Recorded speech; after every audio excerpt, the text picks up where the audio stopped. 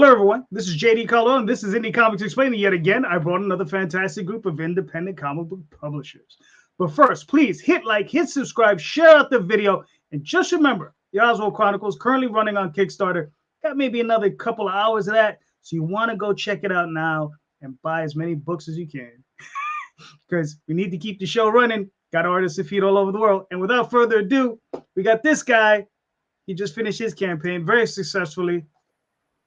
I did shave. What's Nice. up, ladies and gentlemen? How's everybody doing out there in Streamland? I am JD Rosario from Unstoppable Comics, hanging out with this guy over here, talking comic books with a great group of people who've got some campaigns running right now. And these are people that are believing in themselves. So if you want to believe in them too, or show them how much you believe in them, please check out their campaigns and give a little bit of support their way. Like that, right? Yeah, boy. What? Very nice. And our Coco for the night. I shaved. Guess where? Hey, everybody. It's Damion Waldbrunn. I'm back from where I don't know. Maybe I was killing aliens on distant planets, or maybe I was just really bored. There you How go. you guys doing? What up, what up, what up, brother? What's doing? Day One Comics, Romer X. Oh, that's Check a it warm out. beer. Fuck. And until then, buy their books. Until there's There a you Romer go. X book to buy their books. And the people that are going to be on here. Thank you. Shit. Tim, please introduce yourself. Hey guys, I'm Timothy Fling from York, Pennsylvania, representing Earth Dog Studios. Tonight we're going to be talking a little bit about my Kickstarter, Call of the Cryptid. Currently at 99 backers, here's your chance to be number 100. Prizes of unspeakable value. The value, Jay, is unspeakable. We got tons of good stuff. We got variant covers. We got laser engraved wood etchings. We got some chrome collectibles. We even got some music coming up.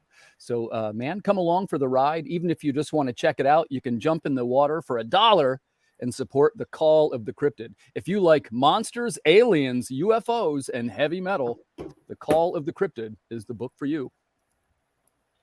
Nice. Hey guys, I'm Gage the Wolf, and I didn't shave. I'm the creator of Godslayers Episode 2 on Kickstarter right now. If you're a fan of RPG or fantasy stuff, it's a great comic. Check it out. It's my second Kickstarter. You can also find us on 10% Anima Comics, which is my business page where we have art displayed and all kinds of stuff like that. So There you go. All right, cool. Hey everybody, Erik Radvon here. Man, I can't follow the hype train that just I was worried about that too. That's why I had to turn on my camera. I feel like I'm like at that table in Artist Alley and there's somebody like the guy, you know, that's shooting a t-shirt cannon off is next to you in the shadow of everybody. But no, awesome group. Thanks for having me. I have a little imprint called Radical Visions. I've done a bunch of comics over the last few years. I've got my superhero comic, Lady Dark. Issue 3 is on Kickstarter right now, and we've got like 3 days left on that. So happy to join everybody here. Nice. All right. Very cool. Very good. Hold on. Let me pull these up real quick.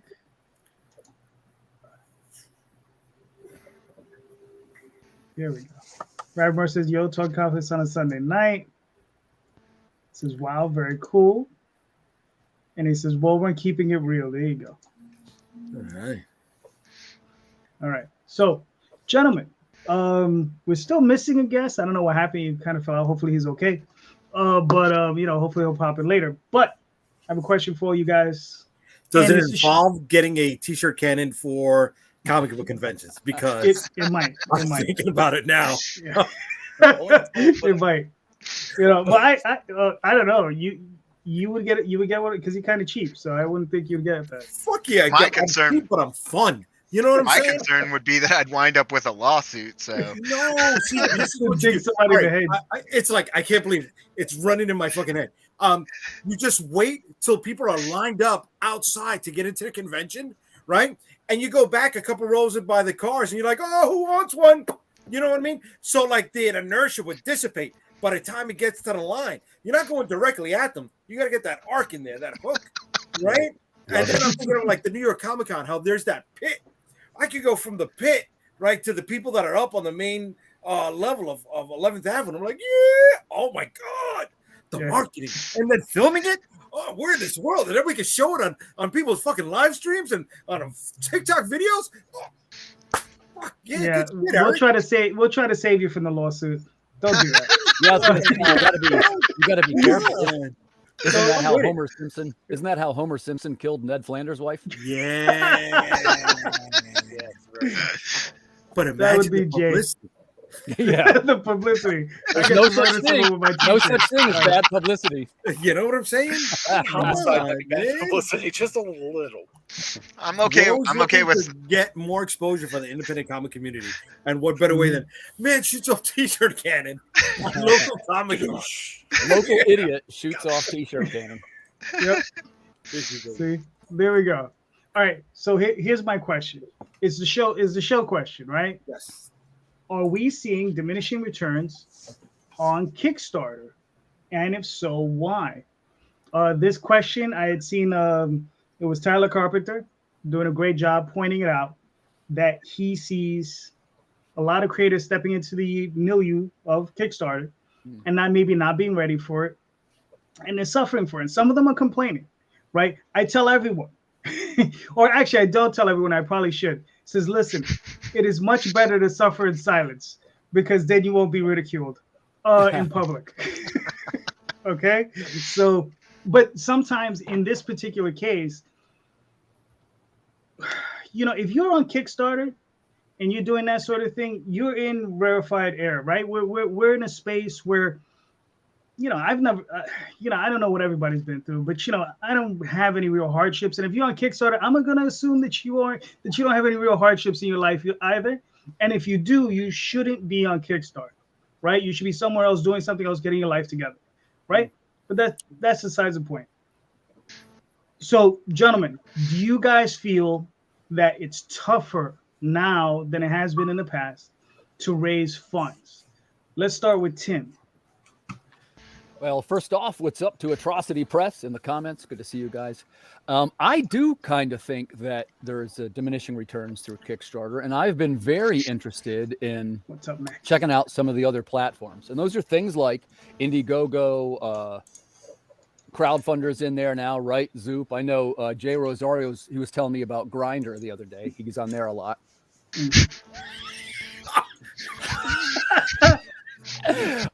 But seriously though, I will say you just got that. I will say Is it a that metal shop app? I hope it's a metal shop app. you know, you should look it up just to be sure. Seriously though, I would say that one of the problems JD sort of touched on, which is it is now easier than ever to become a Kickstarter creator. And here's what I mean by that. And this isn't necessarily a bad thing. But if you have even the basic structure and maybe a couple of pages, you can jump right in and make your Kickstarter. And I think I speak for all of us when I say, you know, we've backed a few projects. You get the final project and you go, oh man, this really wasn't the quality that I hoped it would be. And where I'm going with this is, while I think it's very welcoming and letting in a lot of these creators, it could potentially be detrimental in the long run without some kind of editing or vetting process. I've got a couple of books that, I mean, they're not the kind of quality that maybe I had hoped for. And, you know, it took me a long time to get the quality right before I released any of these books. And I was doing that before the Kickstarter. So it almost seems like, I guess when I would say diminishing returns, when I say diminishing returns, this is what it means to me. There's such a big Kickstarter audience now of customers and creators that it's easy to get lost in the mix. And, you know, the trap that we all fall into, and I'm sure we're going to talk about this, we have a tendency to market to each other in the Kickstarter community. And this is something we've talked about a number of times. And we got to try different things to stick out. We're trying video, we're trying TikTok, we're trying new collectibles, all kinds of stuff. But I think one of the ingredients might be, I don't want Kickstarter to be less welcoming. I guess that's not the right way to put it. But there should be some kind of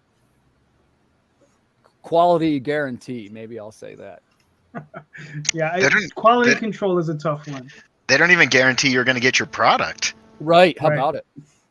So I don't know. I don't know how they could guarantee quality when they can't even guarantee you're going to get your Kickstarter. So. Right. Let me ask you. Let's ask the group this question: has anybody ever backed a project and it never came? I have a couple.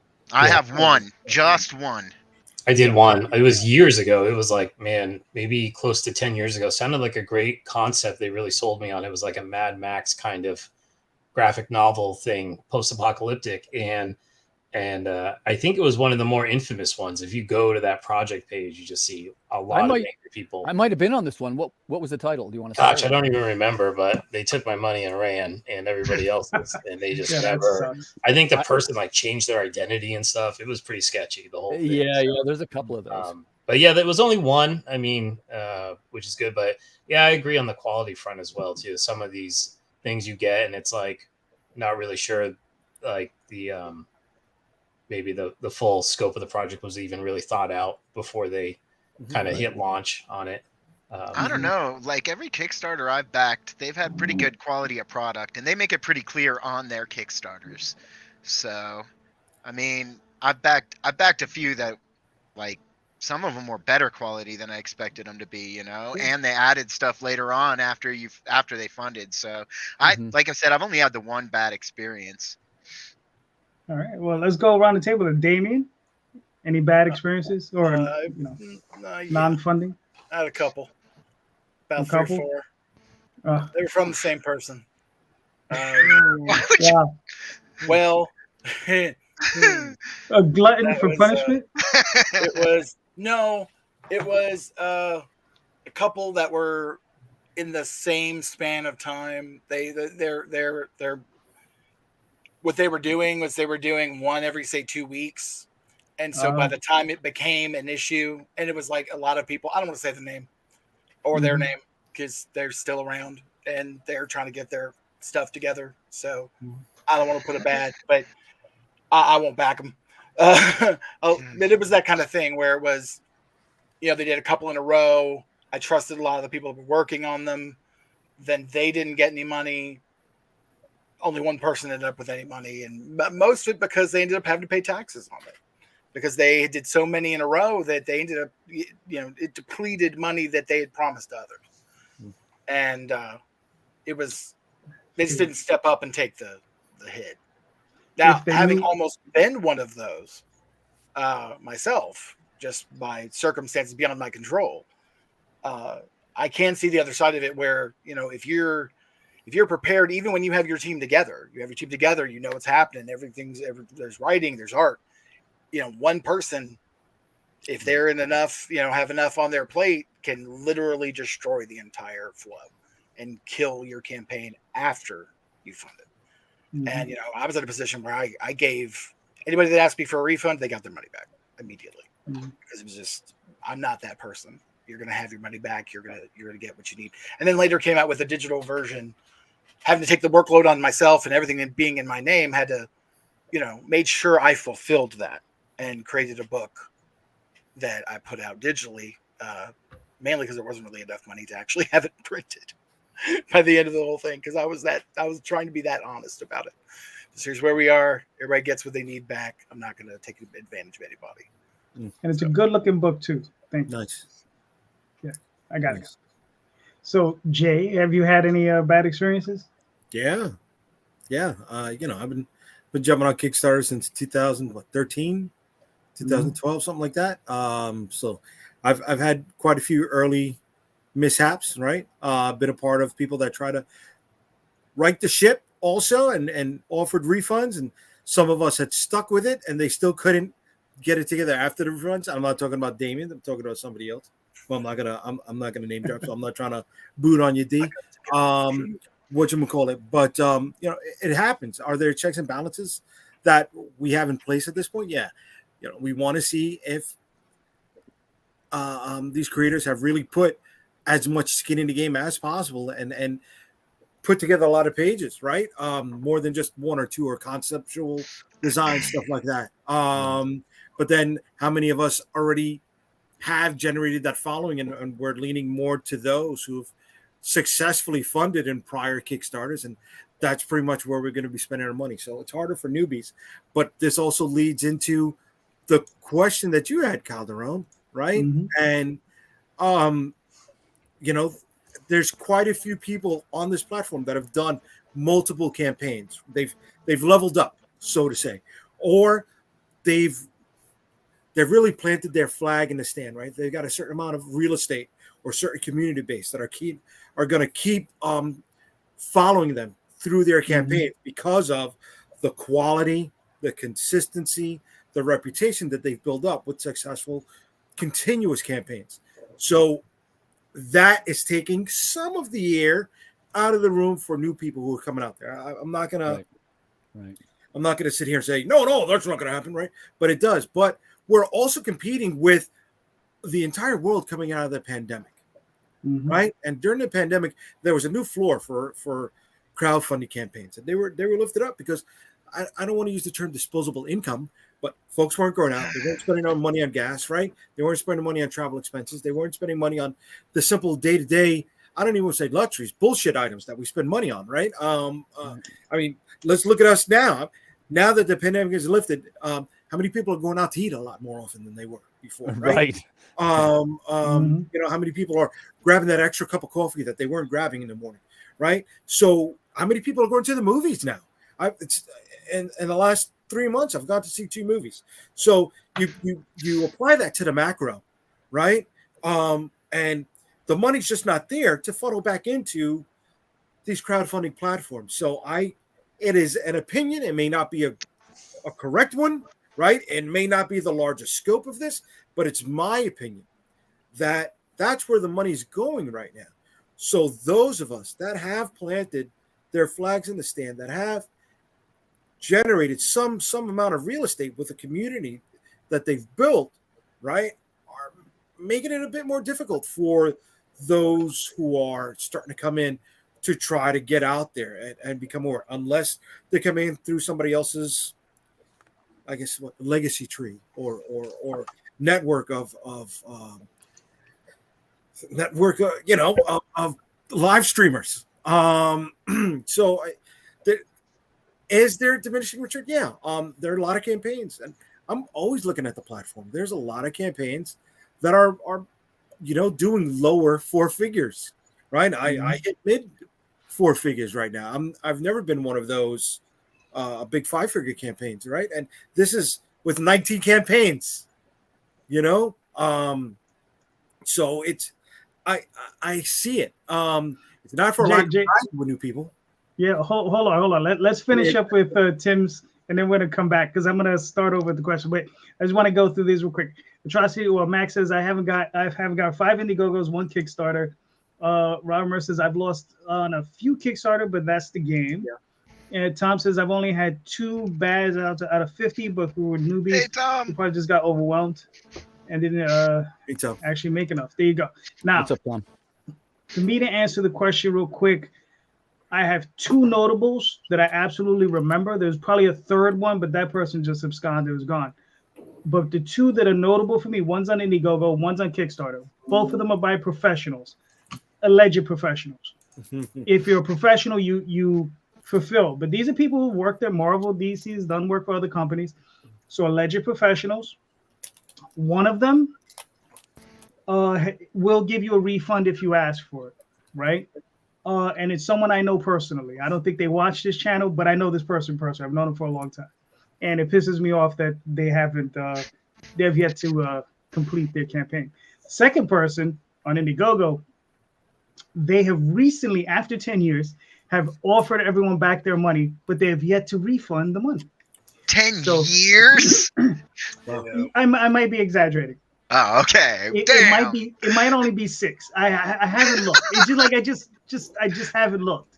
But it might have been like 2015. Even trying to get your money back, dude, is a headache. Remember the Coolest Cooler campaign? Does anybody remember that? Well, let's not get into that. Hold on. Let's get into it. Let's okay, but dude, no. I know what you're talking about. And I know pennies on the dollar. There's pennies on the dollar, but that's rehashing history. Let's get back to the original question. Nathan, do you feel there's diminishing returns on Kickstarter by what you've seen? You've only done 2 campaigns, but I'm sure you've been watching for a minute. So what do you think? So no. So I have to ask, who are the who are the people who are saying this? Are they new creators, or are they creators who've been doing it for a while? Because if it's new creators, I think they're just not, and they're not understanding they're going to have to fight for it. Like, I'm struggling to get there. I'm trying to build a fan base. I have a book released and my second one on Kickstarter now. I understand I'm going to struggle because I don't have a huge fan base yet. You know, if I looked at it now and said, yeah, we have diminishing returns, that's ridiculous. That's just meaning that I'm not expecting to have to do the work. If it's people who've been doing it for a while, well, then they would know way better than me. But I've seen people doing better and better on campaigns over the last year. Atrocity Press does better and better. I know that Niobe Comics does better and better. So, I mean, I know the fan base is out there if you build it. And that's just what I'm looking to do. But also in that argument goes that the types of books they're doing, which are, I guess, bad girl books or good girl books, however you want to phrase it, TNA, whatever, that those are preferred on Kickstarter. This was a portion of the argument as well. I've heard that that it's too, other that Yeah. books like I'm doing, you're doing, Tim, All Erik, of us, yeah. Erik is skirting the line. He has a woman, but it's not really a sexy book. It's like, it's more like Definitely a dark not in that fantasy. I have the territory. same thing. Yeah. I have Right. a hot girl, but she's not the basis of the book. And Right, so and- I understand that too. But I mean, I think that that's as much about. I know sex sells, but I mean, for me, it's just I have to build my fan base. You Right. know. Mhm. So that's what I'm looking at right now. I couldn't tell you on my second campaign if there's diminishing returns. I can just say if they're newbie guys, then they're using it as an excuse to explain doing the work to get the fan base. That's a good point. Yeah, very much. Okay. Erik, what are your thoughts? So I've had an interesting experience with 3. The first one was, did way more than I expected, right? And then the second one, you go into it, you don't really know what to think. You're like, is that the norm? Is that what the bar is set at? And then with the first one, literally, I just had a piece of concept art and that was it. So for the second one, it's like we made a video and we had the book done ahead of time and we did like more of everything, right?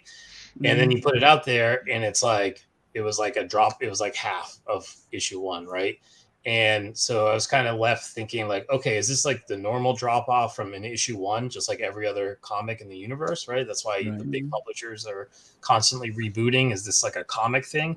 I changed artists. So was it that? Like there's so many variables, right, that you start processing. But Jay just put a light bulb over my head though with the whole pandemic thing. Because like our first issue was, I believe it was March 2020.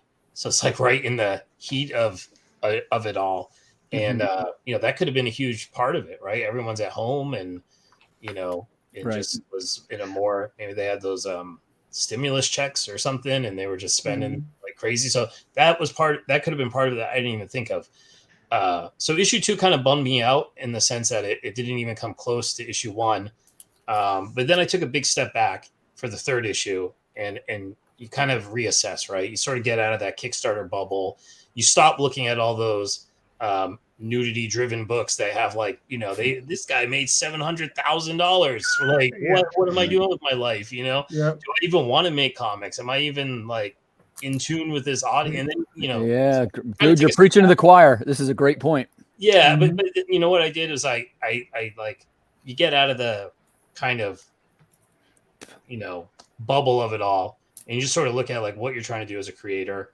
The fact that you're able to create something on your own terms with super high quality, the printing we have available, the worldwide network of artists we have available to team up with, or collaborators and stuff, and it's like, man, I can create this thing, I can get it to people who want it. And so going into issue 3, I just felt like totally refreshed. I set the goal super low because I wanted it to be a kind of, this is like almost like a print on demand type of thing.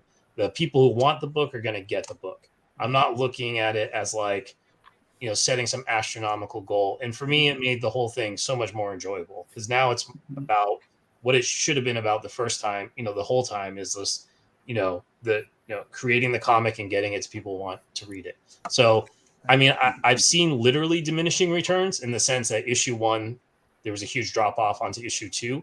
It seems to have stabilized with issue 3. And you know, I'm in a weird spot where I've just done 1, 2, and 3 of the same series. What I'm curious to learn more is if I do a Kickstarter for a different project, like, is that going to be bigger, smaller, you know, what's going to work out there. So I'm still learning as I go, but yeah, on the whole, it's like, for me, it was kind of, you know, it's been a learning process, each one, but I'm happy to have an outlet to, you know, to get the work out there. And I'll just share really quick. I had, between issues 2 and 3, my book was picked up by a publisher, and I'm not going to name the publisher, but really went through a terrible experience, you know, that wasted about 6 months of my life, just kind of going back and forth with this publisher who couldn't get this thing off the ground.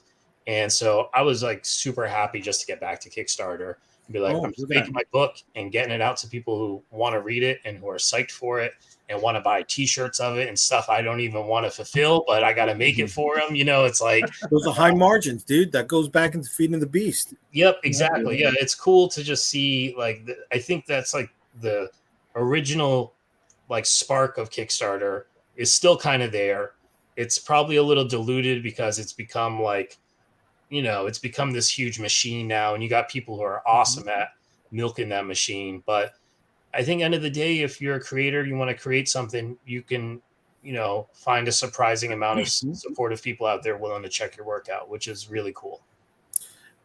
It's funny. I was going to ask a different question when my moment came, but Erik he gave me a cue to ask something totally different. But I want to continue with the dais right now, what everybody thinks.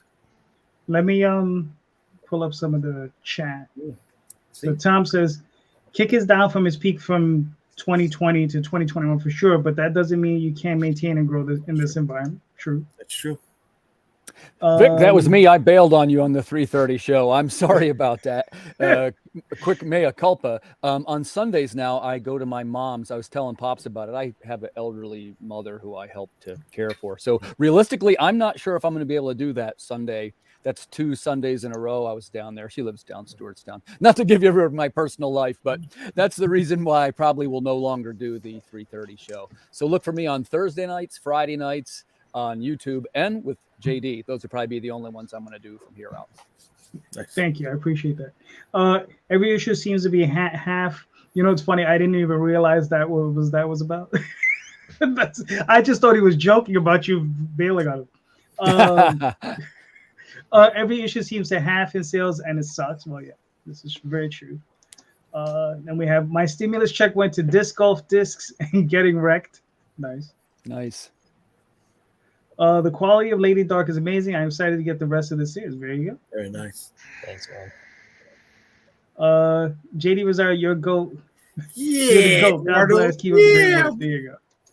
See, I'm going to recognize. Bow to me. Bow to me. No, nobody. Okay. Listen, just because you pay people to post stuff in the chat, you know. Listen, I'm spending good money. I'm spending good money, a lot of money on Fiverr. I'm just saying. I see John has a good comment there. Yeah, and this ties into something that Erik said, and I'm right in the middle of this. So if you don't mind, I'd like to ask this question. When you say about diminishing returns, like this is my first time where I did a project that was not connected to the other ones. Like all my other work is connected in some way. So this is the first time to kind of fly out of the barn, so to speak. For you guys that have done different titles, how did one perform against the other? All right. That would be Jay and me, because I think Gage is 2. Erik has only done his 1 title. So Jay, why don't you answer that question? Well, let me see. So with the 8 different titles, they've all. I can ask it a better way. Hold on, because you got so many titles. Does the audience follow you, or will they follow the title? Like, do you pick up? Okay, both. Because I've had one series run 8 issues, and they came in big for that 8th issue, right? And to get all the other bits and bobs that came with it. But when it comes to pitching a new title, a new series, because we fulfilled so many, we've continued so many. Yeah, they're following that too. They want to see what else we're bringing to the table, right? And I've got, I think at this point, I've got a somewhat diversified catalog. We've got superhero, we got zombie, we got supernatural, we got dark fantasy. You know, So It's just a not that we're question. covering all the You have a genres. girly book. You got a girly book. We Jay? do have a girly book. It's not. It leans more to what Erik was saying. It's not super promiscuous, right? It's not. Yeah. Wow, it's not Playboy, right? Which was light nudity, right? It's more like Right. Maxim, where it's hotly dressed women. But it's definitely a lead female. But when we look at comics as a whole, that's not anything that's new, right? In the 90s, we had that big bad girl boom, and we had books that rose to the top or had legs, no pun intended. And then we had those that were trying to capitalize on the trend, right? That went about the wayside. And when it cycled back, we saw that stuff come back to the top again, right? We see a reemergence of Lady Death. We see a reemergence of She. Okay. Vampirella. We see a reemergence of Vampirella every so often, right? Whenever she gets, I don't want to say passed around in a bad way, but whenever she has a new publisher, but whenever she has a new publisher, that happens and stuff. But hold on. Here's the question. Ready? Because look, I'm thinking of doing this too. I say this. I'm coming at you honestly. The fact is, it's bracing for me to see these numbers about somebody doing roughly 4 to 5 times what I'm doing, just because the book is stacked up with nudity. And I love nudity as much as the next guy. We've talked about this. But so my angle would be: so do you write something? Let's be honest. It's like pornography, is what it is, and you release it in the hopes that it generates enough money to power the other project. Right, you got to keep the lights on, right? You gotta. It's like the big business of entertainment. How many times do we hear an actor saying, "Oh, I'm signing up for this big budget project so I can have the money to make the smaller projects." Mm-hmm. Right? Sure. It's business. We got to look at it. It's business. Right. Nothing new. And I'm not knocking those that are selling the boobala. Okay, right. You know what I mean? I don't need to tear down your building to put mine up. You're making your money. Good on you. Right? You're putting food on people's tables by paying them well from the money that you're bringing in. Good shit. I'm happy for that. Now, my hesitation is there though, Jay. I'll tell you what my hesitation is. Hey man, you run the great Kickstarter. You got the great covers. You make a ton of bread. You got the sexy covers everywhere. You kind of be known as that guy a little bit. People love Vampirella. They love the boo books. They love those covers. Mm-hmm. But no one says, I remember that writer. He's a good writer. That was a good story. That's what they do not say. Yeah. Right. I don't know if that trade-off is worth it. Hold on. People do remember Christopher Priest, and people do remember, and of course I'm forgetting his name. He's a famous editor. He's the Archie Goodwin, who was one of the lead writers on Vampirella. Well, they remember Archie Goodwin, but I wouldn't say they remember him because of that. And they remember Stephen Hughes, who did the original work for Lady Death. Unfortunately, he's not with us anymore. God rest his soul. Yeah, right. But there's a difference between that, at least with the people that are doing it on crowdfunding platforms. It's original product, right? How many people are doing the same thing with a mashup of Minnie Mouse dressed like Princess Leia, showing TNA? And I'm telling you, I've seen that on Kickstarter. Sure. Right? Yeah. So it's not like I'm pulling that. How many copies did you buy? 17. So I mean, that I feel is reprehensible, right? Now you're trading on the nostalgic elements that bring people to those properties to try to use that to elevate your stuff, as opposed to what everybody here is doing and lacing up their own bootstraps with their own product, right? And walking with it. Mm-hmm. It would be kind of cool if Kickstarter could get a little bit more nuanced in their categories, right? Because as it stands now, like I think it's like comic book or graphic novel, and like you said, so you're thrown into this massive pool with like everything, right? And that's where it's a little weird when you scroll through the comic thing. It's like you see all the kind of like good for them. That's there's obviously an audience for that stuff, but that is like the complete opposite of the end of the spectrum where I'm at with what I'm creating. And it's like, you're just kind of there on the virtual shelf side by side with this other stuff. Whereas I forget who was saying it, but some kind of editorial, I know they do the Projects We Love stamp thing, but maybe they could, it would be nice to see some evolution there in the way things are categorized, like John, is there manga on Kickstarter, right? Have a category for that. Yeah.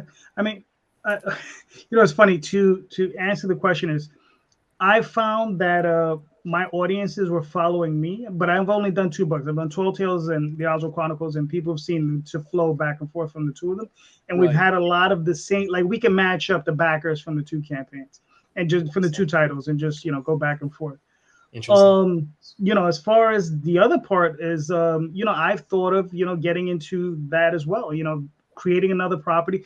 But the thing is I have written adult comics, like actual adult comics. I did it for a living. Okay, I lived off that for like 2 or 3 years. I did something called La Blue Girl for Central Park Media. I did Demon Beast Invasion, but then it also filtered out into like Demon Tits Invasion? Beast Invasion. Demon Beast Invasion. I think Demon Tits Invasion is a better title. But that wasn't the name of the book. I mean, listen, that's fine, but that wasn't the name of the book. Then I did Tenchi Muyu, Ixu 3, and Final Quest Core, and it was all good. So I mean, I understand the appeal, but I know what you're saying. You don't want it, like sometimes separating myself from that work to do Oswald Chronicles, because it is something completely different. They're separate crowds, they're different crowds, right? And you have to make the decision. And you're right, Tim. I've thought about it. I'm like, can I use that money to fund this? And of course, the other, right. Of course, he can. If Jay was here, he'd say it's a business. That's what he would say. It's a business. Exactly. That's what it is. But I mean, but hold on. Let me. There's a bunch of action in the in the chat. Let's pull some of these up. My experience as supporters want to see if you can keep doing a series. There you go. Yeah. That's from John. Where it says Lady Dark, pretty sweet. Jose Torres, glad you found such an impressive IP. There you go. We're all adults. You can say passed around. Hi, Daphne. My second Kickstarter was a porn sketchbook and raised $2,000 on 44 people. That's great. Ravis is sweet. John says girly books have a different audience from your passion projects. This is very true. Mm-hmm. Yeah, right. Okay. Tim Fling, a real one. He can take my money. There you go. And Daphne says, I'm going to release Ego Reagan, a parody book later this year that caters to the softcore porn trend, but I'm having a blast making it. If you can't have fun with it, why bother? There you go.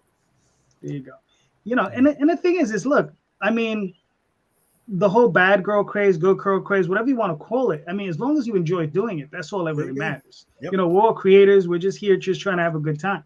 So back to the original question. David. What are your thoughts? Having had a minute to think about it, to my mind, Erik said something earlier that I thought was really interesting. And what is your expectation of returns? If you're going into when you step out of that, I've been fortunate enough to not just, have access to shows like this and other shows that I've been a part of or watched, but I've seen it from both sides. I have enough experience working with people on their Kickstarters, pieces that I was making for their Kickstarters or whatever, and just saying, hey, what data can you give me? What information can I get?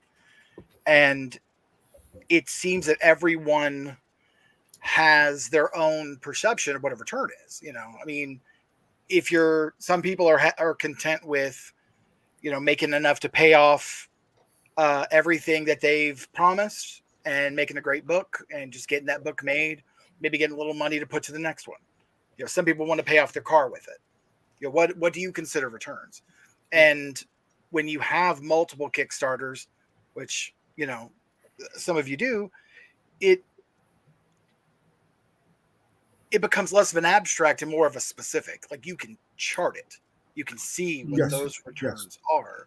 So I think this question coming from anyone that has not had more than 1 or 2 Kickstarters, or this thought, I think is, just sit and wait, do some more, get some more under your belt before you make that call. Otherwise, I think it's more of just maybe they didn't get enough of the people that they wanted to contribute, or maybe they didn't. I can't say what their perceptions are, but it would seem to me that it would be more of a reactionary thought after, say, a Kickstarter or 2 Kickstarters than it would be after, like all the ones Jay's done. And when Jay says it's a business, every business has to build its reputation. You know, you build your Kickstarter, you fulfill. People see how you do your work. You know, they get to know your story. Like I'm on my second Kickstarter. My first one, like I like the story. I didn't hear a lot of reviews on it. I fulfilled with no problems. You know, hopefully I'll do the same this time. I don't see any reason not to.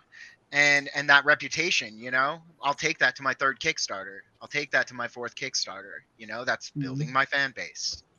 Yep. Building my reputation. It's a great way to look at it.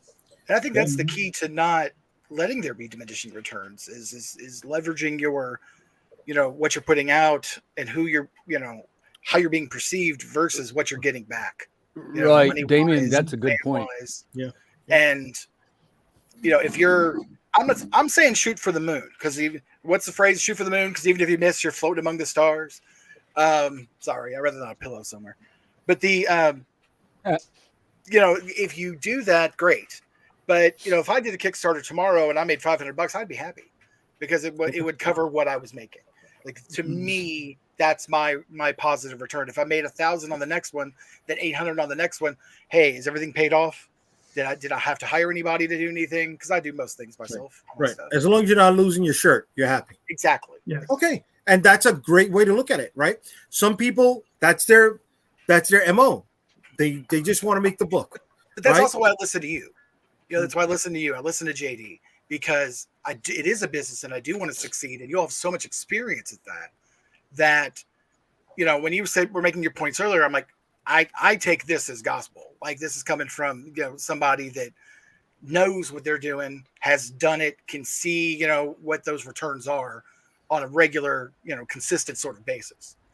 So I'm in a weird gray area with it myself. No, I mean, and it's funny you're bringing that up.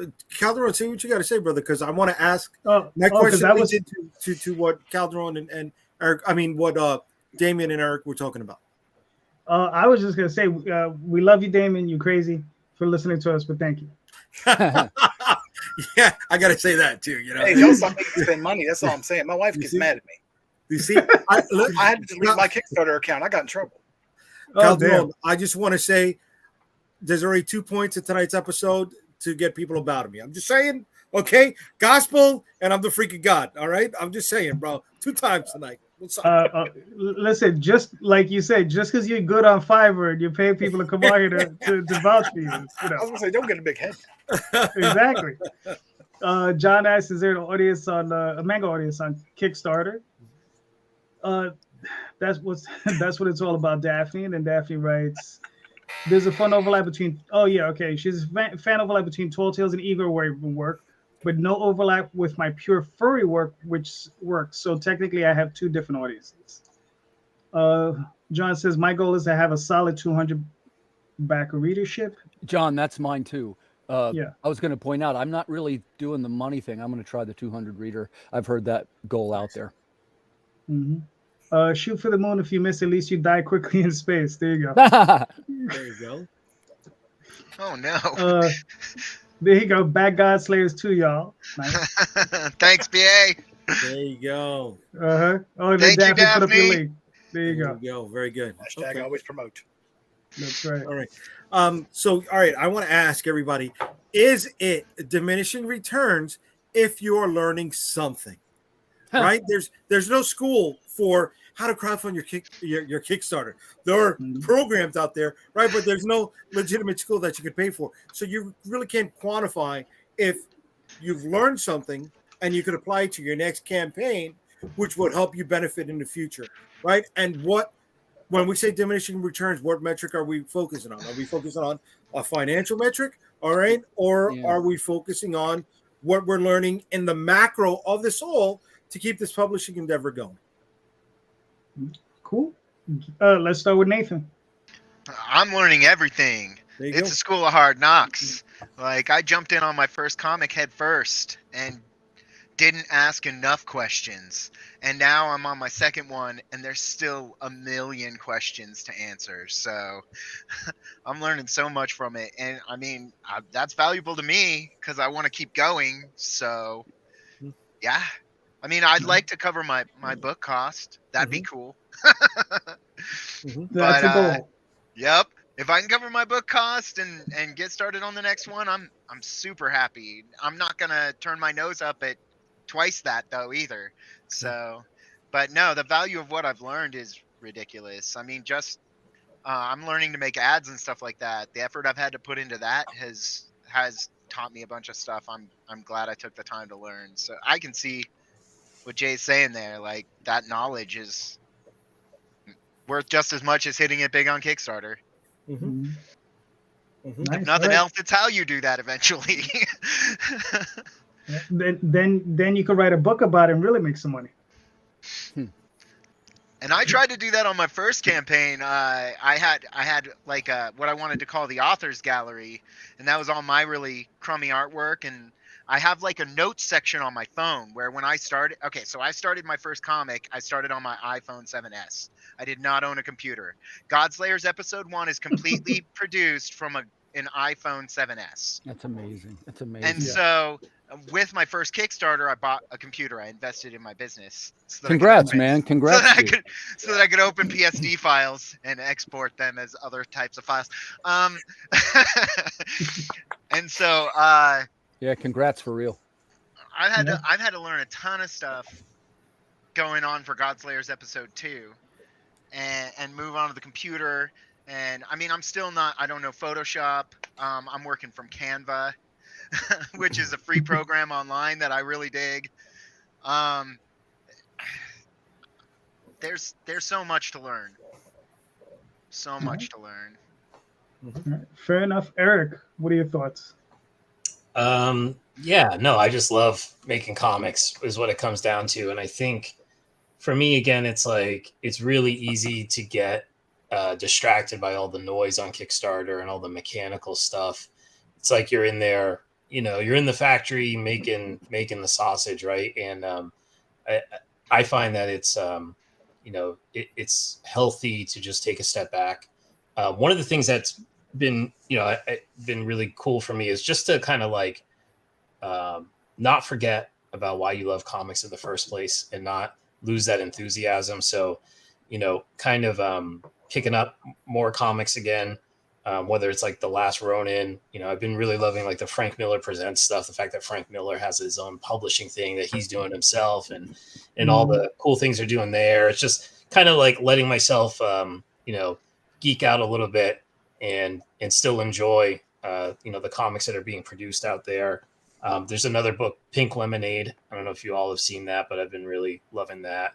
And there's this graphic novel coming out this summer called Mother Nature. It's got art by this guy, Carl Stevens, and it's written by Jamie Lee Curtis. I'm psyched for that. So like allowing that channel for inspiration to stay open, right? Not be so much like in the machinery of, I got to make this a huge hit, that you kind of forget where the enthusiasm comes from in the first place. So that's been really cool to rediscover that.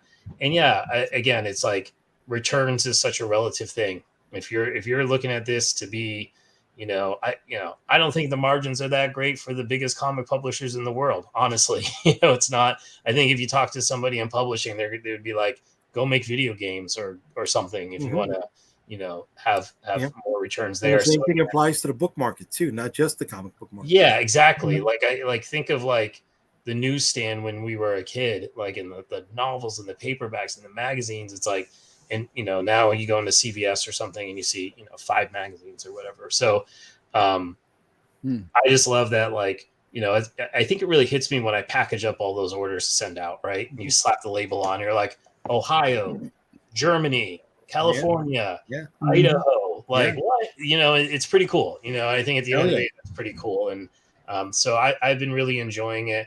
I'm excited to learn more. I'm on my 3rd issue of Lady Dark. I have another project that I did a couple of years ago called Crisis Vector. It's like a big kind of video game meets Jack Kirby time traveling adventure thing. I had a ton of fun making it.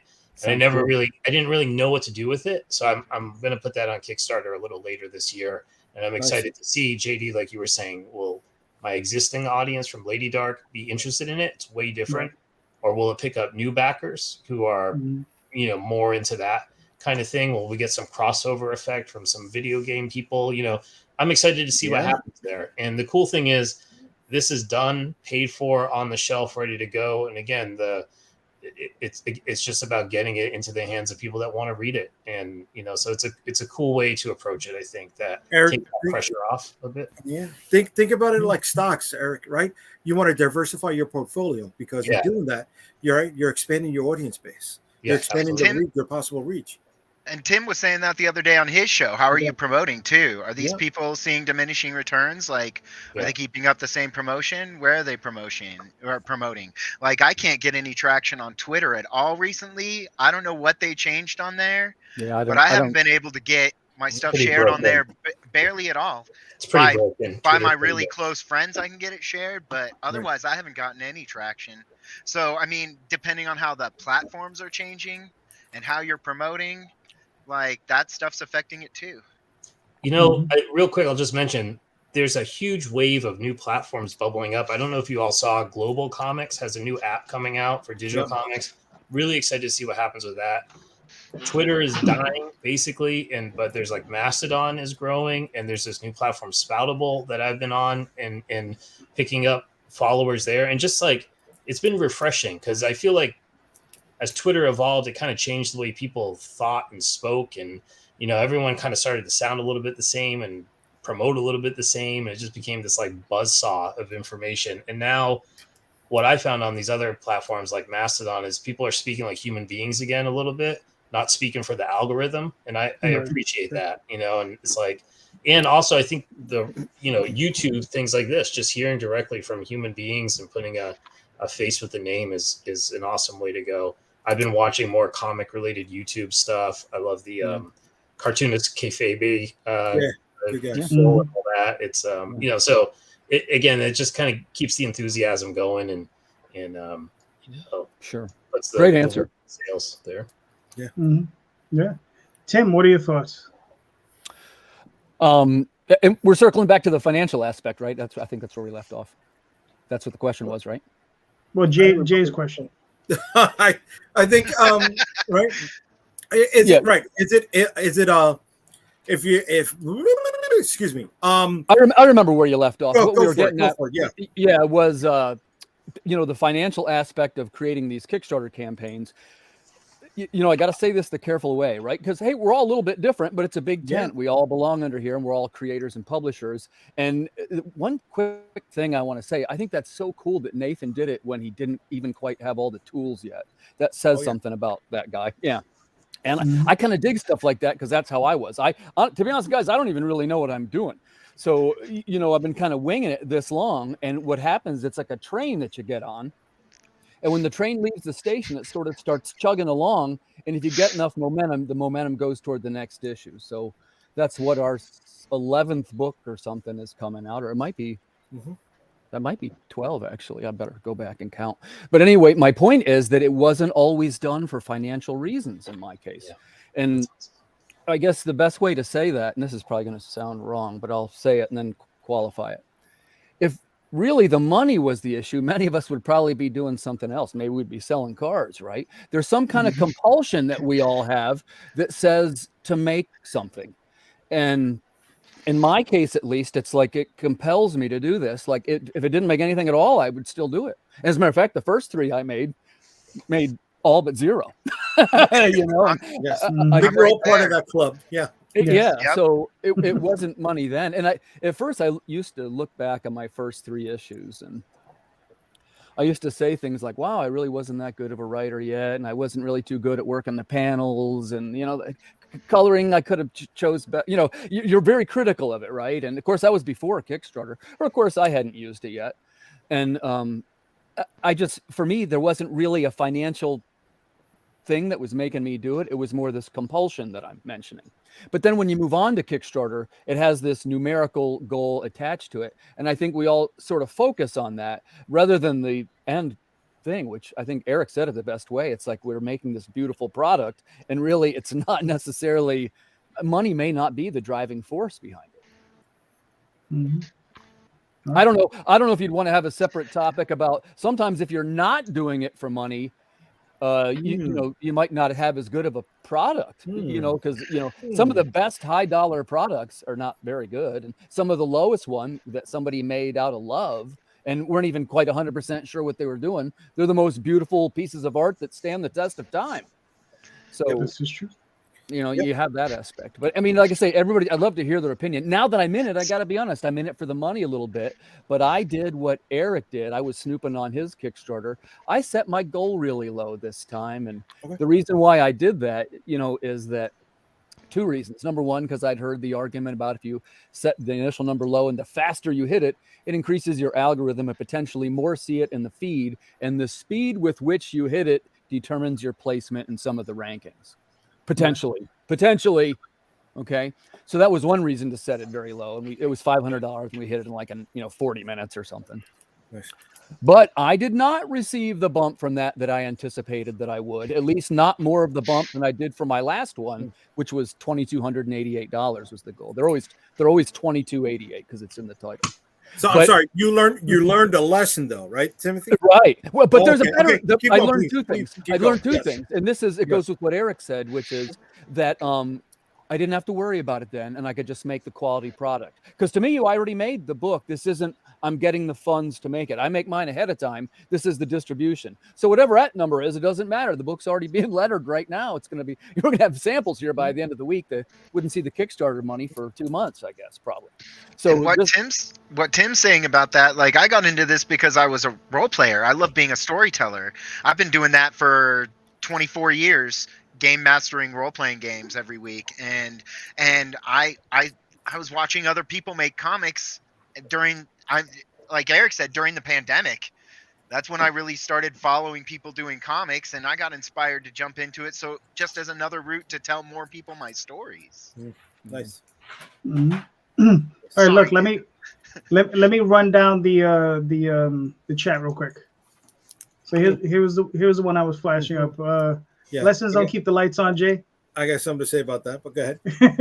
Daffy says, do I like seeing a backward slide of my campaigns? No, but I'm not stopping to do them and just apply what I learned on the next one. There you go. That answers that. Yep. There you go. I'm convinced my audience is waiting for me to put out the next trade, but they're supporting the floppies at a lower level until I get there. Hojo says, I can only imagine how many he says backers I would have had just 3 years ago if I don't know about all of this. Rabbit says, I could buy this Radvon guy beers all night and just listen to him talk. There you go. Nice. I don't really drink, but whatever. Thank you. What's up, Danny? Daniel, what's Daniel? What's up, buddy? Yo, congratulations. Daniel. Yeah, good to see you, Daniel.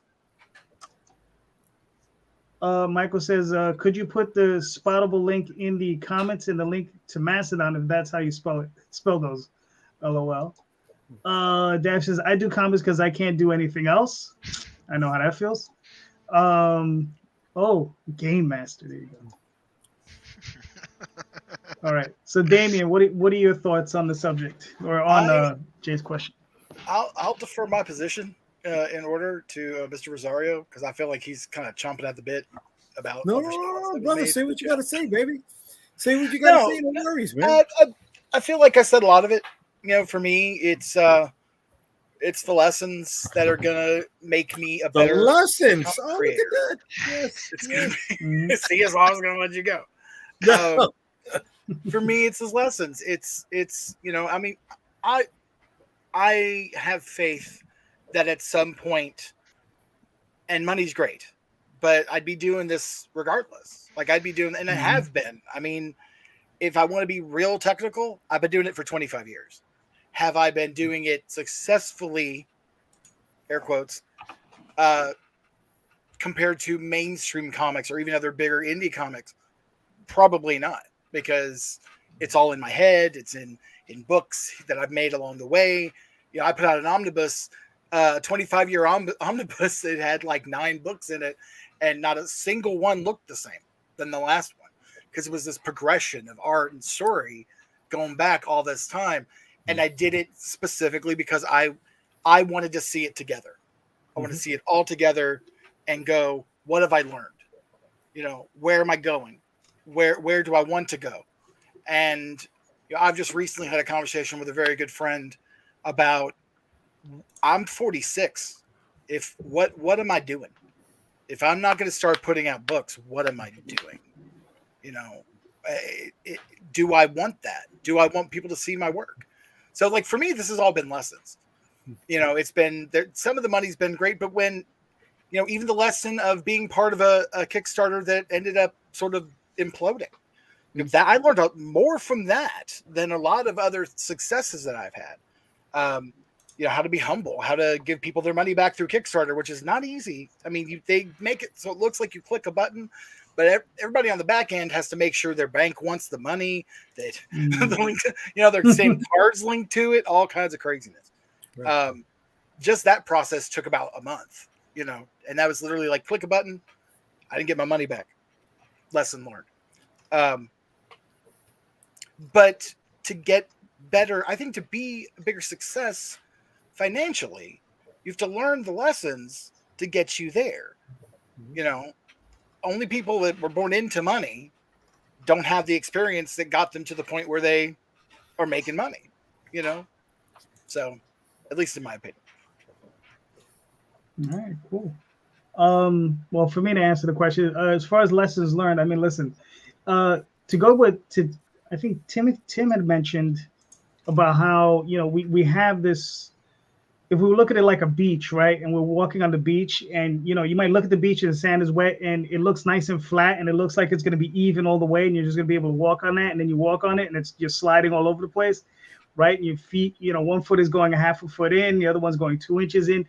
And that's the thing with indie comics. You're constantly, the sand is always shifting underneath your feet. So you always have to learn something new. There's always a new dance to learn, right? Yeah. So, and that's the thing with this platform. I mean, when I started, I have 14 distributors. Okay, no Kickstarter, nothing like that. I had to print 3,000 books, no POD, nothing like that. Everything was in black and white. Color was just obscenely expensive, so we didn't even think about it, right? So yeah, and then you move on in time, and then you're just doing conventions, and you move further in time. Now we have Kickstarter and POD and all this other stuff. So it's constantly shifting and changing, right? You're constantly learning, you're constantly having to maneuver. And I mean, and that's just, for me, I mean, it's always a challenge, but I've always found it to be a fun challenge, one to live up to, you know, and just, you know, you just don't give up, you know, and that's the key to it. Don't give up. Damn right. You know, because the second you give up, the second you think of yourself as like a shark. The second you stop moving, you stop breathing, you die. You know, and that's it. You know, that's what it's always been for me. Mr. Rosario, please answer your own question. I love that. You know, you started when there was 14 distributors. When I started in comic books, there was only one distributor by that point, right? The distributor wars were over. And there was no crowdfunding. Right. POD was still in its infancy.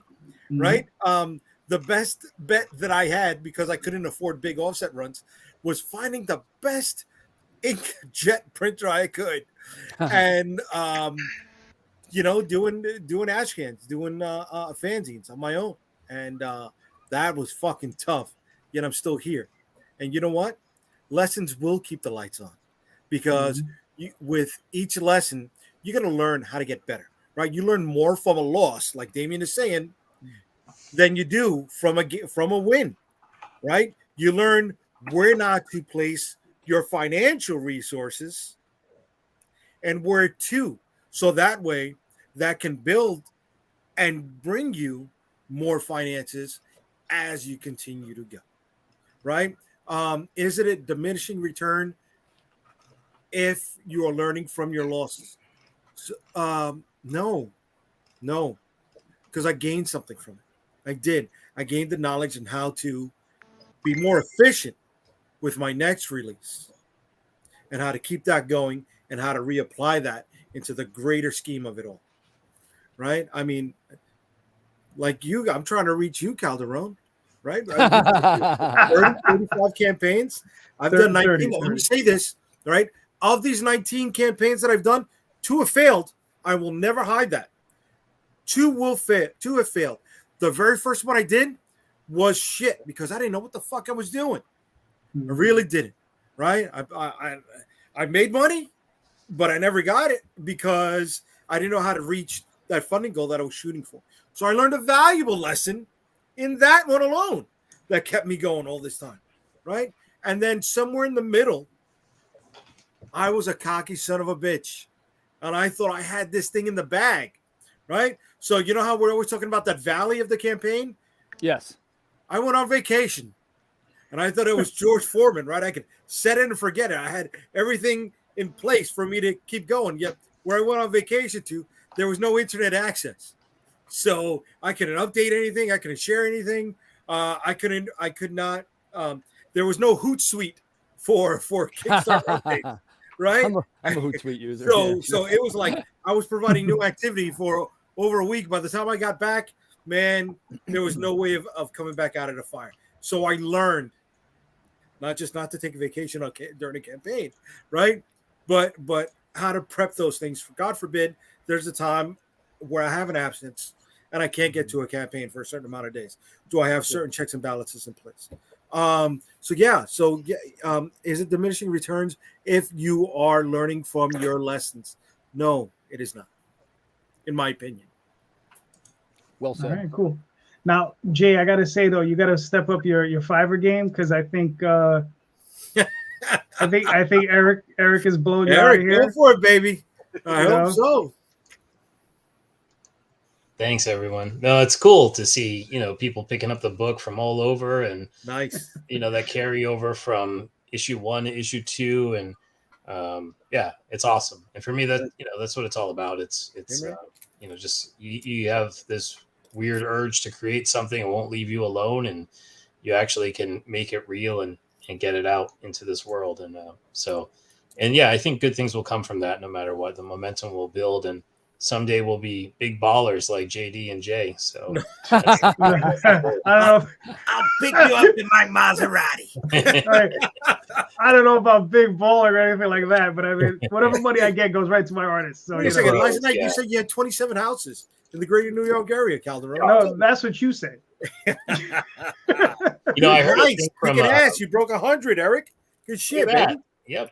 Yeah. So I mean, we had like 300 and something for issue 1, and then for issue 2 we did like 190, and so now issue 3 we're at 124 with 3 days left. So I'm not expecting a ton more.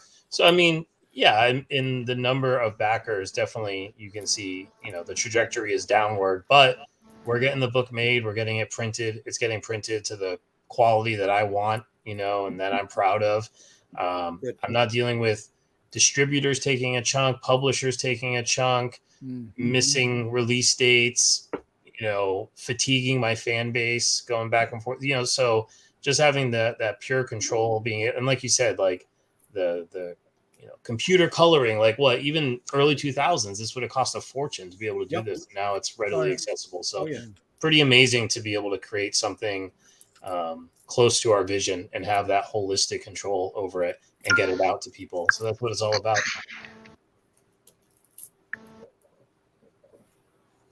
Cool. So I mean, tell us a little bit about Lady Dark. Yeah. So Lady Dark, it started out kind of like, sort of Spawn in high school, right? Spawn is a teenage girl in high school. Character's Laura Lennox. She inherits these supernatural powers that have been passed down through the generations of her family. And this third issue I'm really excited about because we kind of take a step out of, I would say, that traditional superhero realm. Issue 1 was a great introduction. Issue 2 was a knockdown, drag out fight, the whole issue basically. And issue 3, the book evolves pretty quickly, and we kind of edge into more of like a Sandman Vertigo kind of territory, which has been really fun. And it got me thinking back to a lot of the indie comics that I read, when I was young, and it's like stuff like Cerebus that started out like an aardvark parody of Conan becomes something way different, 10, 20 issues later. Mike Allred's Madman, Grendel, all these books, you look at like the kind of first thing, it's a little rough around the edges, but the concept's there. And then where they take it really rapidly in just a few issues is amazing. So that's kind of been the inspiration with this. We kind of stuck our landing with issue 1 and now really evolving in real time. So I've got issues 4 and 5 written that will complete our first arc, hoping to get there, to get to all 5 done and then collect it into a trade. So yeah, it's been really cool to find that support with issue 1 and then be able to take this much further in these preceding issues. Cool. I mean, listen, like you said, you got 3 days. You've already met your goal. Yep. Hopefully issue's done. So really it's just kind of collect the numbers, send it to the printer and fulfill. So, and again, like speaking of like the learning and stuff, just learning all the infrastructure things that you have to set up, the shipping, the, all that stuff. So now it's like, I've got my printer, I've got my supplies, the drill. I'm friends with the post office people. You know what I mean? So it's like nice. All that stuff is set up and it really lets you put this thing on rails and just focus on the creative part, which is the fun part. Yep. So you said issue 5 will ran. Now you're releasing the book now. Now, when do you think will be your next launch for like issue 4? Yeah, so I think I kind of want to take a pause on Lady Dark, and then I want to do the Crisis Vector on Kickstarter. So I think I might do that maybe late summer, early fall. Have that be the next one. That will give us time to complete issue 4 of Lady Dark while that's running, and probably do Lady Dark maybe late this year, early next year, issue 4 with it. So that's my plan, kind of kicking that around. And I really loved Crisis Vector. It was 3 oversized issues. I'm going to collect it into like a nice like hardcover collection, and really excited for that to find an audience. We've got some great artwork and story. We've got some awesome reviews from people like Phil Hester, who did Green Arrow and The Wretch is a huge inspiration. He gave us a really nice blurb for our back cover, and it was a really fun project to put together. So I'm excited to kind of get that one out there to the world. All right, cool. I like it. All right, so let's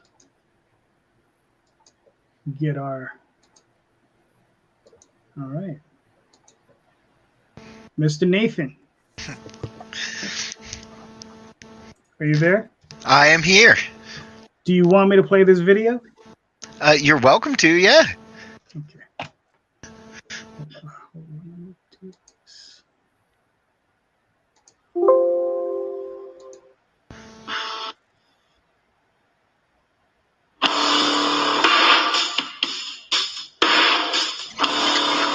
Almost 2 decades ago, a kitsune appeared and began a reign of destruction in the world of Athenea. His intent was to slay the 9 gods of the realm, and he nearly succeeded.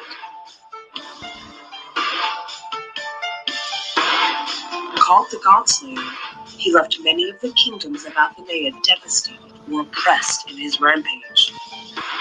Finally, a small band of elite warriors tracked the Godslayer down and defeated him with his own sword. This did not turn out to be the victory they had hoped for. Upon his death, it was revealed that the Godslayer was possessed by one of the Yama Kings of the Thousand Hells.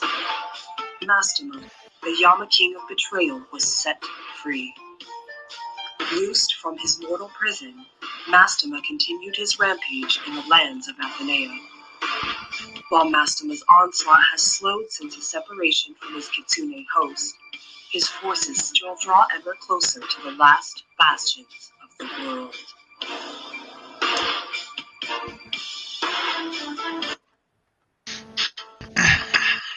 So, and you guys who've done a bunch of comics kind of know where I'm at right now. I'm doing issue 2, and I've got this big storyline I'm looking forward to telling, and I'm just getting started. And Godslayer's episode 2 closes out my first storyline, Waking the Godslayer, in which Dustin Spellbinder and his comrades go to the tomb of the Godslayer, where an ancient, like, I guess not ancient, but an enemy of the world has been entombed, and not resurrect him, but raise him from the dead. And so there's a lot that has to do with the Godslayer's sword and the 8 gods of the realm. And this guy killed 8 of the 9 gods of the realm before he was struck down with the Godslayer's sword and entombed. But when he was struck down, he released the Yama King of Betrayal, which is a demon from the Thousand Hells. And so now, in order to fight him, they're trying to raise the body he possessed to wield the weapon to slay him like he slew the gods. And this is Jericho and Akara here. And Jericho was a general for the Federated Kingdom. Oh man, I want to tell this story so bad. We've been there, dude. Yeah. And he's there more as a bodyguard, and he went to get the Godslayer's weapon and found out they were raising the Godslayer, and he's the one that struck him down in the first place. So he's not happy about being there. All right, cool. And now for the first story arc, how many issues are we looking at? 2. This first story arc, Waking the Godslayer, is two issues. Okay, cool. Now, the next arc, how many issues do you see that? So I'm still laying that out, but 2 to 3. Okay, that's fair. That's the Walls of Jericho. That'll start in Godslayer's episode 3. Mm-hmm. And that'll tackle. It'll start to introduce my villains a little bit, and it'll start tackling Jericho's storyline. Gotcha. You say the Walls of Jericho. All I can think is wrestling, and this guy putting somebody in that Boston The Crab. other guys keep telling me that if at some point in a fight in the comic books he does not put someone in the Walls of Jericho, I've missed an opportunity. You have to. Yeah. It's a lot, dude. You have to do it. Yeah. No, this is really cool. So I mean, all right. Well, you got 14 days. You're about halfway there. I'm 57% of the way there. Nice. Yeah. Nice. And we've got great artists, like names you guys probably know, like LC Fritas. Mm-hmm. He did 2 covers on this, and then Pete Vasquez, he did a cover on this right here, right down below. That's the. Oh. Can I ask you a quick question? Is this supposed to be like a play on the Good Girl art? And, It is. This is supposed to be like my playful jab at the Bad Girl comics. I did my main character, Dustin Spellbinder, and I call it the Sexy Necromancer cover. And there's a funny story that goes with this. So I could not find a picture to give as a reference, and so I told my wife, I handed her my phone, and I'm like, take my picture, and I posed for this, and I'm showing my buddy the art done by Anna Rajo, who's so much fun to work with. I'm showing a buddy of mine at work my art because I make comic books, so I brag about them even to people who don't want to listen. and in the folder with this is that picture of me, and he goes, "What is this?" And so the people at work were calling me Mr. December for the longest time because of that picture. That's great. That's funny. And Dust is my sanguine sorcerer. He's the necromancer who's got the whole plan. This whole thing is his deal. He goes out there after it, and that's why there's so much friction between him and Jericho. It's because Dust tends to keep stuff a little too close to his chest, and people don't find out until in the moment. He lets them make their own assumptions, and then when their assumptions aren't true, they get mad at him. Nice. And then this is my Barraza tier. The interior artist, these are his 3 covers, 2 from Godslayer's episode 1, including the 80s action cover, which I wanted to be like those posters I used to get at the movie rental places when I was a kid, and he nailed it on the head. Yeah. And I only have the other one, the far right one. Mm-hmm. And then I only have 3 of these. Oh. Because I only have 3 of his action cover left. Gotcha. Yeah, I love it because it reminds me of Dungeons and Dragons. Yes, if you like that stuff, this is right up your alley. And it was originally written as an anime script for Netflix. So my original first 2 issues, the script is episode 1, written as a script for Netflix, a Netflix anime. And when I didn't want it to wind up in a pile somewhere, forgotten, and I was watching other people hustle their comic books, and I was like, I want to write a comic book. Nice. So this tier right here, I only have 11 of. because Courtney Rose's cover, the Godslayer and Bella down there on the end, Mhm. I only have 11 of those left. So the only way to get the only place to get them is in that whole set. Nice. And So then good. because I loved Pete's cover, and I actually have, I don't know how my camera's set up right now. I actually have the original artwork right there from Hold on. Pete's. As soon as I got this thing, I wanted it in foil. And so I offer it in my Kickstarter as a foil. There you go. That's real nice. That's Yeah. cool. It's That's awesome. awesome. It's done in dip pen, and then I wanted it in black and white, and the only color I wanted on it was his soul. And so Mhm. there's just that dash of purple in there. And then we redid the logo to match this cover with the purple. Nice. I do like that purple, man. I Yeah. do too. I like it's subtle. Yep. No, it looks awesome. What is this? The Conqueror's tier. That's our Silver Conquerors tier. With that, you get all 5 of the covers, including Pete Vasquez's normal one, and then you get the foil version of his. So you get 6 physical books. Cool. Righteous. You got your add-ons. Which is Godslayer's Episode 1 in PDF. Mario A. Barraza's main cover, which is the only one I'll be reprinting. All of my Godslayer's Episode 1 covers, other than that one, won't be reprinted again. Like Greg Bo Watson's here. That's a cover from Godslayer's Episode 1. When I sell out of those, that's all there is. I'll only reproduce it as the main cover. And then my stretch goals. The Godslayer's Simpsons mashup done by Fern Cord. Yeah, that's cool. Yeah. That's funny.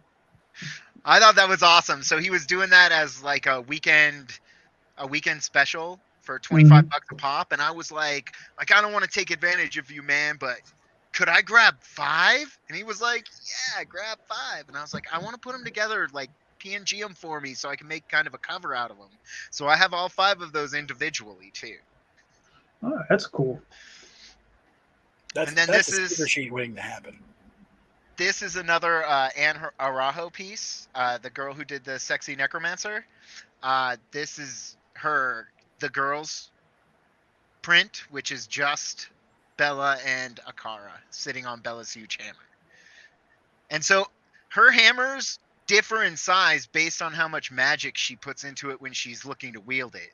And they wield from just like normal size to the size of a van. Nice. And then my chibi stickers, these are vinyl die cut stickers, and they're awesome. These are done by Myonis Doodles. And I find a lot of my artists just in art groups. Like D&D, the three cover artists I have, other than Pete, they're all in my D&D art group that I'm a fan of. Like D&D fantasy writers and art. It's crazy. That's And cool. then this is a piece by Zach Raw, Reflections. This is one of the prints we offer. And he's doing the trading cards set that I'm looking to do for Godslayer's Episode 3. This is the first piece he did for me. Mhm. Nice. The Godslayer chippy sticker. Chippy sticker. Nice. And then Bella and Dust. Cool. And then my Mastema sticker. Mastema is the Yama King of Betrayal. I have not shown him in the comic book yet.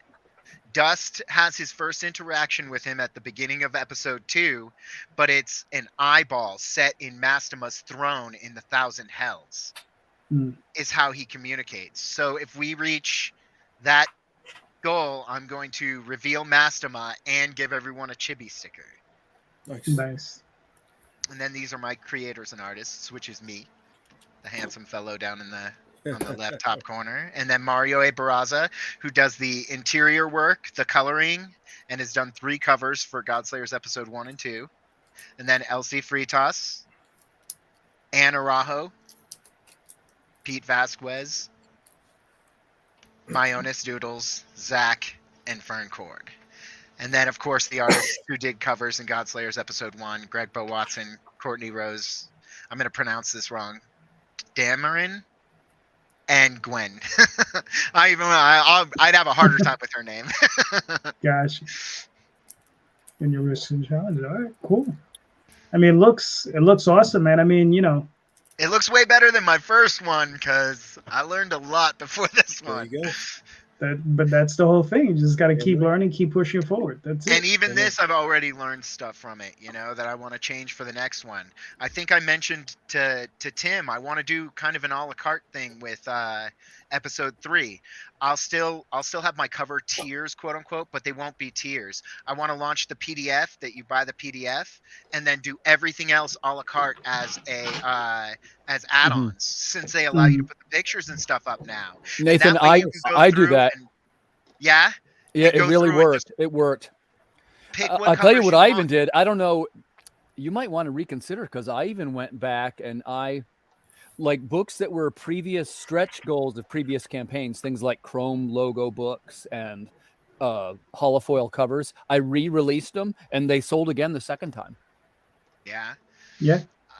I really I kind of want to keep the rarity of them up. Let's say I'm on Godslayers episode 5 and Yeah. and That's cool too. That's oh, cool too. let's say I have 1,500 followers, those 1,500 followers know that those books in Godslayers episode 1, they're going to keep their value because I'm not reprinting them. Yeah, You know, exactly. if people after that want it, I'll have the main cover. My interior artist deserves to be the cover that's repeated, and not that the other artists aren't awesome, but theirs are going to be the rarity. You know, What you could that's always the do value is of them for them. you could always put a number on it, like 50, 100, 150, 250. That's what I do with my books. I was just like, well, oh yeah, my initial runs are limited to 250 copies. I number them, I sign them, and once that version is sold out, I will not sell it in that form ever again. Gotcha. Yeah. And they usually limit it to 250 or 500. And just to shout them out for it, LC Fritas's covers, the Godslayer Awakened cover, which is the first one, that's colored by Mario A. Barraza. And his Bella pinup cover is colored by Anna Rajo. So all of these artists throughout this have just done a bunch of stuff for it. It was really great. It was fun working with these guys. It was a great project. Yeah. And I'd like to get a little quicker on my next one. So one of the things I learned from this one was I tried to start a second title. And I ran into a bunch of snags and it slowed down Godslayers episode 2. And then on top of that, my work schedule, I work for a company that builds medical ventilators. And so we were really busy at the beginning of this year. And so I'd like to get Godslayers episode 3 out in 6 months. So after I close out Godslayers episode 2 and get the comics while I'm be pushing toward a 6-month goal on Godslayers episode 3. Gotcha. No, that's really cool. Yeah, sometimes you got to laser focus on these things and just stay on target, as they say. All right, Tim, do you want me to play this video? Yeah, man, we could watch a video. You might want to turn it down a hair. I mix them hot, baby. Gotcha.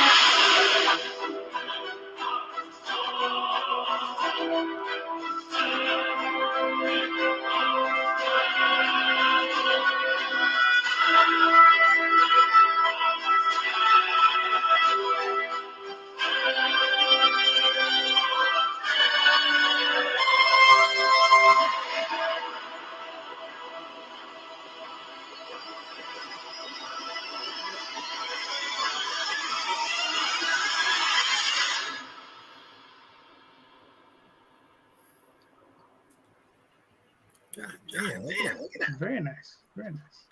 Good job, Tim. Very Thanks, slick. fellas. I liked it. That's me using iMovie for. I use it, 8 or 9 times before. I use it to mix down the YouTube videos now too. So I got a little bit of video editing experience, and I'm trying to make a cool video. I don't have anything like the cool motion comics that you see, but hopefully people dig the artwork. And essentially what we're doing, we're promoting a new title.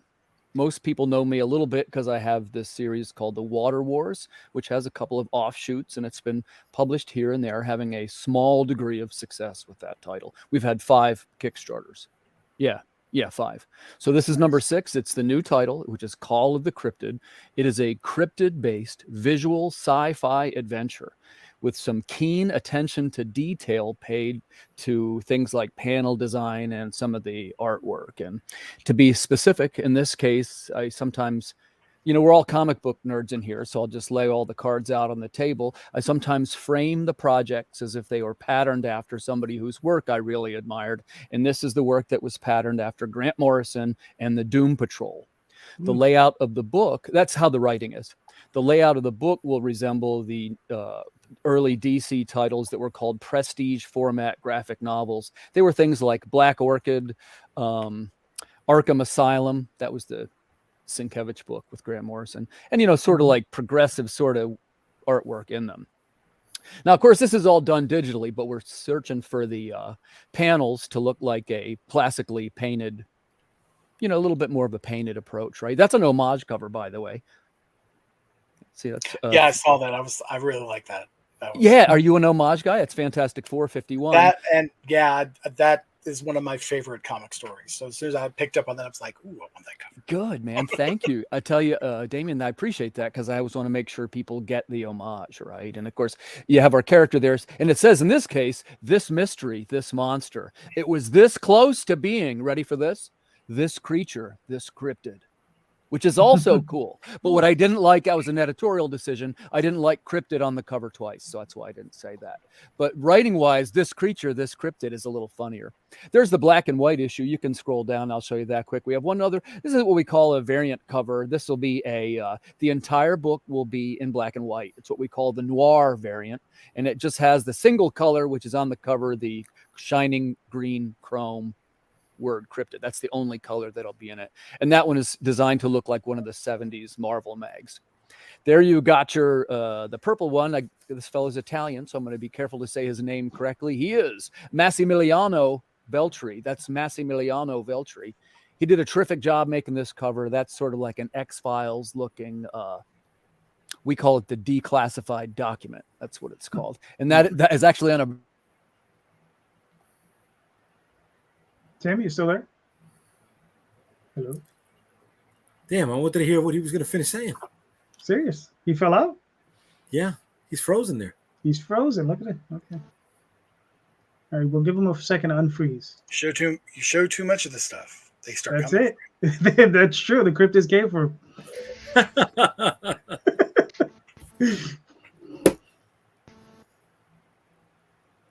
All right, Tim, you might have to reboot. Oh, he's still frozen. Wow. Damn, it kicked him good. Yeah. Seriously, wow. and that's in honor of showing his book. You can't take him off. You got to leave him. Yeah, I know. I'm gonna leave him there. He's smiling. He's happy. I was gonna say it's a good freeze. Sometimes you get the driver's license photo out of the freeze, and this one was actually pretty good. So can I ask you guys a question real quick? Like you guys have done a bunch of Kickstarters, right? Yes. Okay. So it's like 30 and 19 and I'm sorry, Damion, I don't know. How many have you done? 2 successful, and I've worked with about 15. Okay. What inspired you guys to do this? Is it the same thing Tim said where it's like, oh, I have to tell this story. I have to tell this story. Are you guys big comic book nerds from the past? I got here because I'm a storyteller. It just comes naturally to me. That's what I want to do. And I was watching people make comics and I thought it looked cool. I'll give you my story real quick. I've been reading comics since I was probably about 8 or 9, maybe 7. I started writing comics probably when I was like 10. and I started publishing comics. Probably, let me put it this: I started publishing comics in '92. That was the first year I published comics, and I've never Yeah, I stopped. graduated high school. Damn. Yeah. So yeah. That's so 6 it's years before I graduated high school. How many? 6. uh-huh. Okay. Yeah. So I mean, it's one of those things. It's ingrained in my blood. Like I said, I worked professionally for a little while, for about 2 or 3 years, and I just found that I didn't enjoy it. I mean, I enjoyed it. I don't like pitching ideas. I don't like pitching ideas to editors. That's really my issue. That's where being an indie creator comes in well, because you get to make what you want.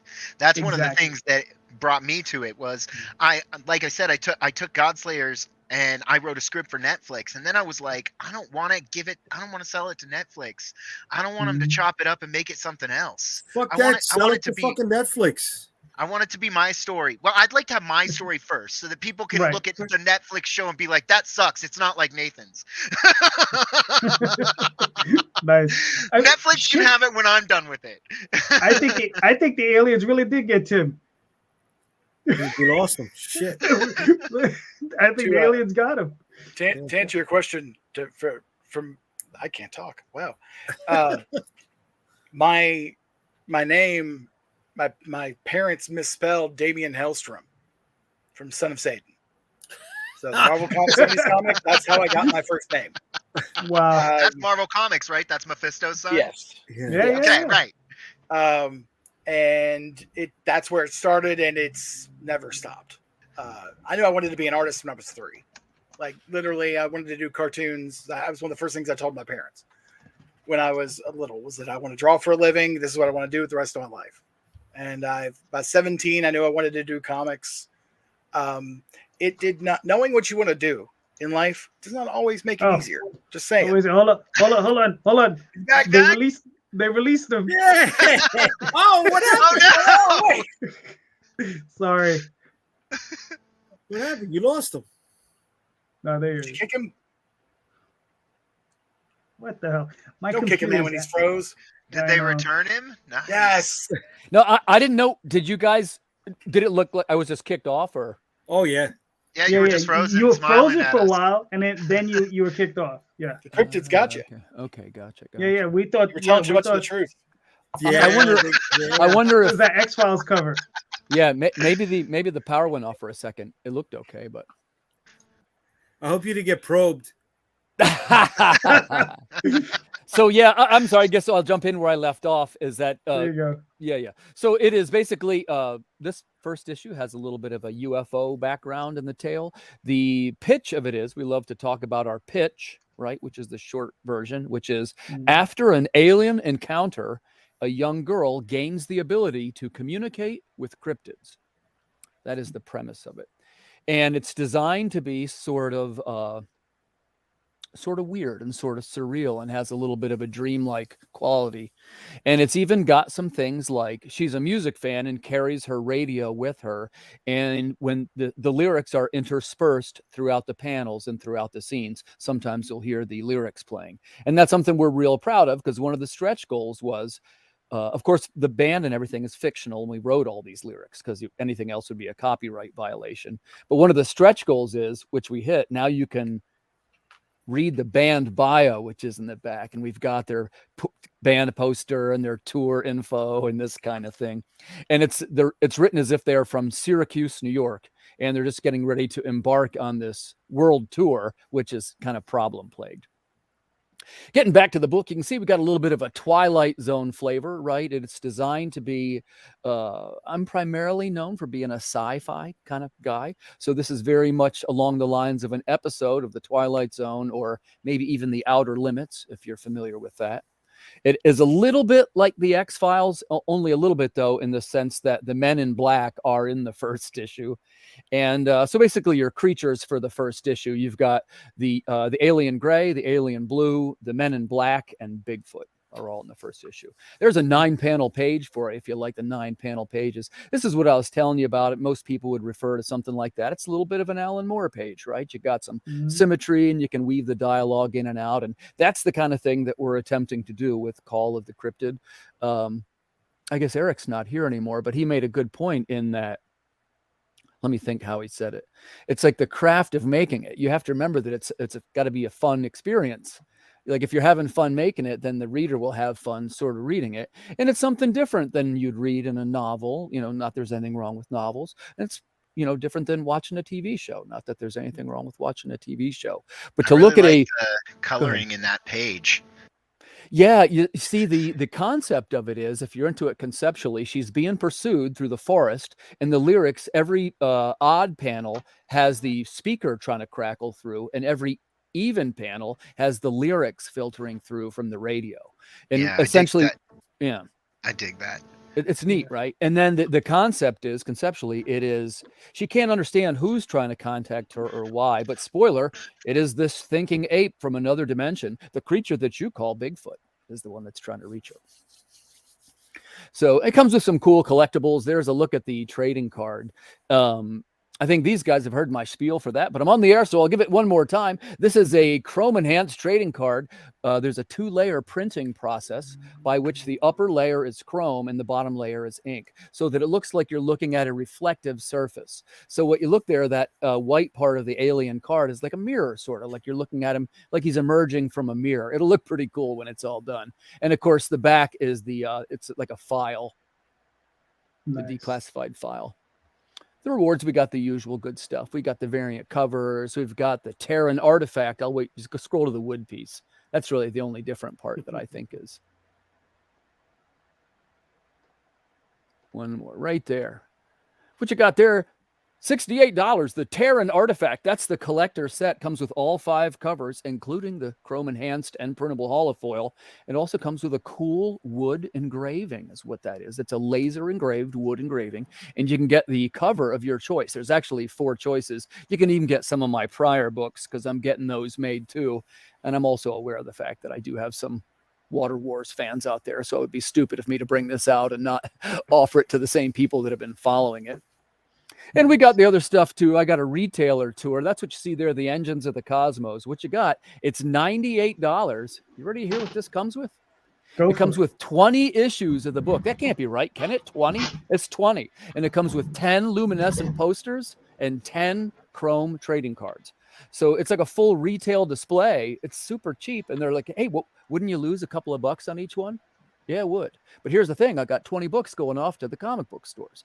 I sold one of them already. Because to me, you'd spend that much to get your book into the store, right? Mm-hmm. Right, Jay? Am I right?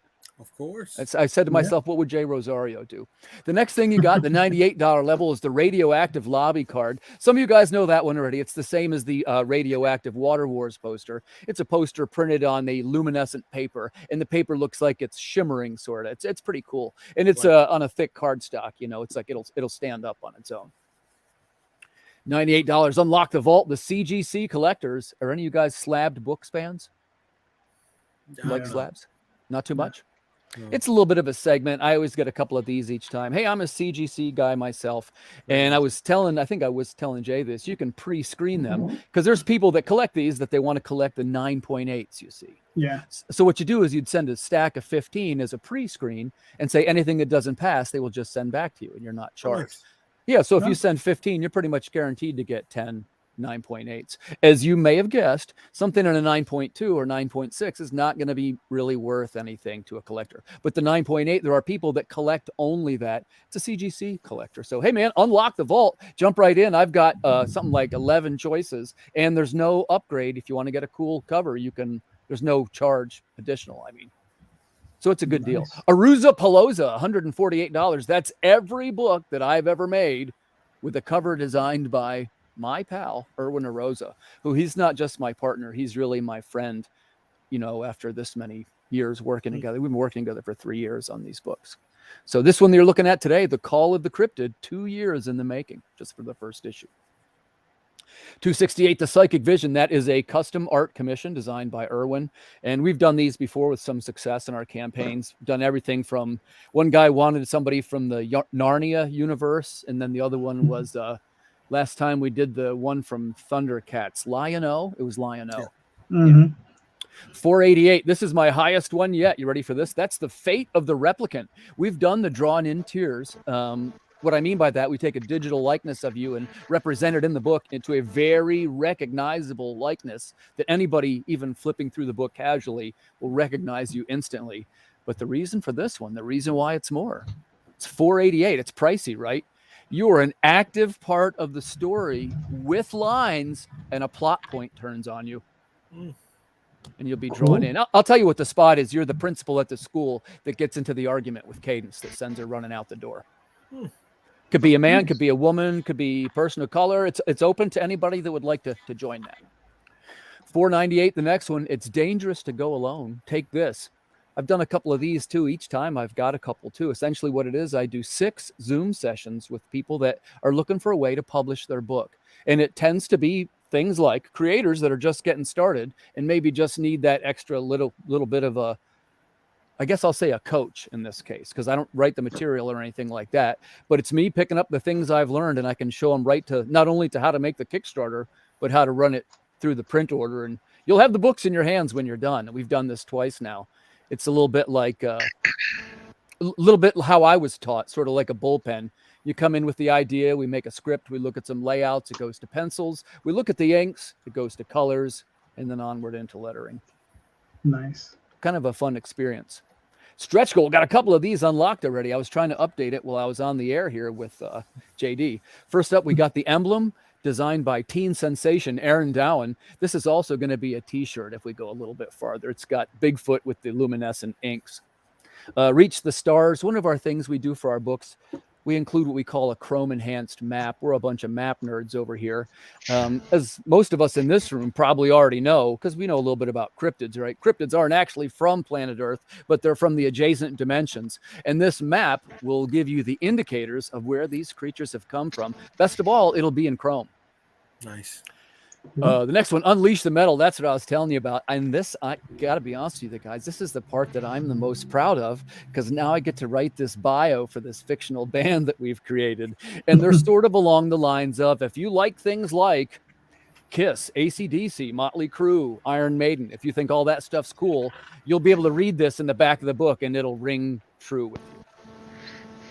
That's Turn Back Dorothy. To expand the universe, I have to keep redoing this because it'll make sense when we get to the bottom of the page. It's having more and more books out. So what this does, it is a collector's guide to all the products that we have published. Because sometimes people say things like, well, is this connected to this, or this is confusing to read if you have too many things. So it like groups them together into what books go with what. And it's going to be more confusing now because now, of course, there's Call of the Cryptid. There's the Planet comic books coming out from Antarctic. So it's going to be a big double-page spread, and it'll itemize every book that we've put out. Let's see where we at there. 2888, Watch the Skies. That is, since we already unlocked the map, this will be on the back side. It is the print that we looked at, or it's a cover we looked at earlier, but just without the logo. And it'll look pretty cool on the mini print. Collect the Cryptids. There's the second card. If we get that far to 3288, which to me it feels like we will, it'll include a second card that is Bigfoot emerging from the other dimension, and it'll be like a green chrome that he's coming out of. So it'll be chrome still, but a different color. Reveal the cast. That's the creator interviews. We're going to have some behind the scenes stuff. And 5288 is Hear the Call. That is where we write a 1950s sci-fi theme song to accompany the book. We always write our own theme songs for the books, but this time I did it different. It's at the end. You know what I mean? I made it as a stretch goal, and I'm not 100% convinced I made the right choice here, because otherwise we would have been listening to the song right now. So I kind of wish I might have did that a hair different, but hey, we're learning it. Yeah. Here's the team: Timothy Fling, Erwin Arosa, Matias Zanetti, and Luis Santamarina. One American, one Filipino, and 2 Argentinians. Nice. And who's this guy on the bottom? I want to point out, about the shower. That was kind of a cool design going through so far. That was ably designed by Luis Santamarina, who does all logos, all cover dress. And speaking of which, that section you see right there, so now there's all the back issues you can now buy. I was telling Nathan about that. So nice. Everything from prior Kickstarters that had variants, I'm offering them up for sale and picking up some sales from that. Cool. And then- Ably fulfilled by Comics Wellspring. I no longer fulfill any of my own campaigns. I pay the little bit extra and they do it right from the source. The only drawback to that, well, the cost. But I would say, you know, I very rarely sign the books anymore. If somebody requests it, I would. But there's, you know, it makes dollar sense to have it shipped right from the printer to them. Mhm. In fact, that's sometimes the biggest part of the cost. True. All right. So Cool. Listen, go ahead. Tim, it looks incredible. So, I mean, this first arc, how many issues? are you Right. looking at? Let's talk about that because this will be right up your alley. This is really designed to be what they call a graphic novel. Here's what I mean by that. This is going to be 4 issues with the bonus content. It's going to be about 150 pages. You have roughly 32 pages in each issue, but you can see we're adding stretch goal content, which will be included in the graphic novel as well. And that'll be things like it'll be the expanded band content, like it'll be a look. Do any of you guys maybe know what Cream magazine is or Circus magazine? These are some of the rock magazines from the 80s. And the back of the book is going to feel a little bit like a rock magazine. And it'll show some of these bands and the posters that she would have like hung up in her wall and that kind of thing. The second thing is each issue will have in the back, it'll be like a like an index, and it'll include artwork of there'll be 2 creatures in each one. The first one is Bigfoot and the Mothman, because the Mothman comes up in the next issue. And then when you get to the end, you'll have 8 cryptids and like a gallery, which will be in the back of the graphic novel. All right. Kind of trying to pre-plan it all out as stretch goals now, and that's how we're making some of that stuff. But yeah, it'll be 4 issues, and I'll probably it'll be the first one to sort of test the water and see how it's going, which I'd say it's going pretty well already.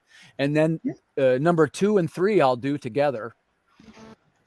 And then I'll do number 4, and you could buy issue number 4, or it'll also be a trade that you could buy at that time. Very nice. I mean, listen, Thanks. you're well on your you already funded, right? So it's always a good thing. Yes. Yeah. And you had 100 backers. You Yeah. got 24 more days to go, so you're gonna blow by you're gonna this. kill it, dude. Yeah, Yeah, man, I gotta tell you, I was hoping for $5,000 on this one because to circle back around to what we said earlier, I wanted to see how this is going to perform in the marketplace.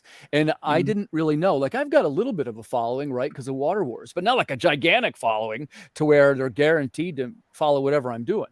But I did get a sizable amount of my backers to come back and follow me for this, and definitely picked up some new ones as well. And, you know, I was fishing for 200, guys. I feel like I should be at that level pretty soon where I should be hitting 200 each time, or at least, you know, because this is number 6 for me. What I wanted was to be around 200 or around $5,000 or more. Yeah, I mean, listen, But it's that's the gonna part happen. you never know. That's the part you never Yeah. know, right? Yeah. All And right, like look, I I'm say, gonna it's new pull too. I'm pulling up something here. It's my campaign, which is about another 2 minutes. 2 minutes, you're over? 2 minutes, we're You're done, down to baby. seconds of countdown, We're done. baby. So yeah. I love what shows up right at the end of this.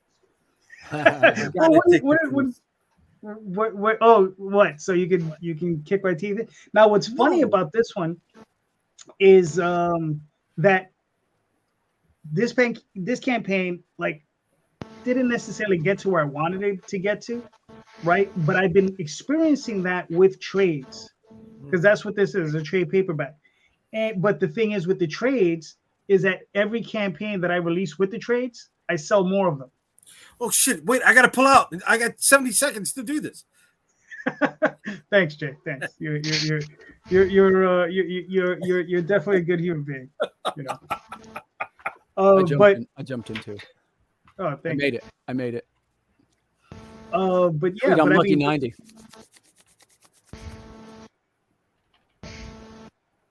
Yeah, this is exciting, man. Yeah, I'm lucky 90, buddy.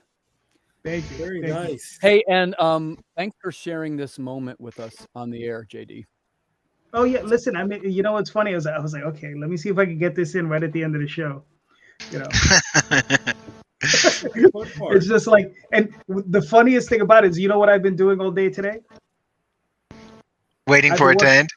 No, I've been working on my next campaign. Oh my god, dude! Dang. I was You're a so busy machine. doing comic book work today. My back hurts from sitting for so long. Oh yeah. So I'm on a tiny recliner, so I'm pretty comfy. Lucky devil. Uh, Here we go. The last 10 seconds. Boom. 9, 8, 8, 7. 7, 6, 5, 4, 3, 2, 1. there Here you we go. There's the celebratory Yay. fireworks. I love this. Congratulations, go. JD. Thank you. Nice. No, another Good. one in the can. You know. Oh, you Yeah, got I an mean, you update know. on the phone too. It was just successfully funded. Yeah. Not Shit, I gonna didn't come pull to you. out. God damn it. What happened? You didn't pull out. I didn't Right. pull out in time. Son of a gun. Right. But yeah. But yeah. But I mean. Congratulations. Thank you, Congratulations. sir. Thank you. That's one of the But things yeah, I mean- people I think forget, right? Yeah, we go into this with hoping it reaches this, hoping it reaches that. Mhm.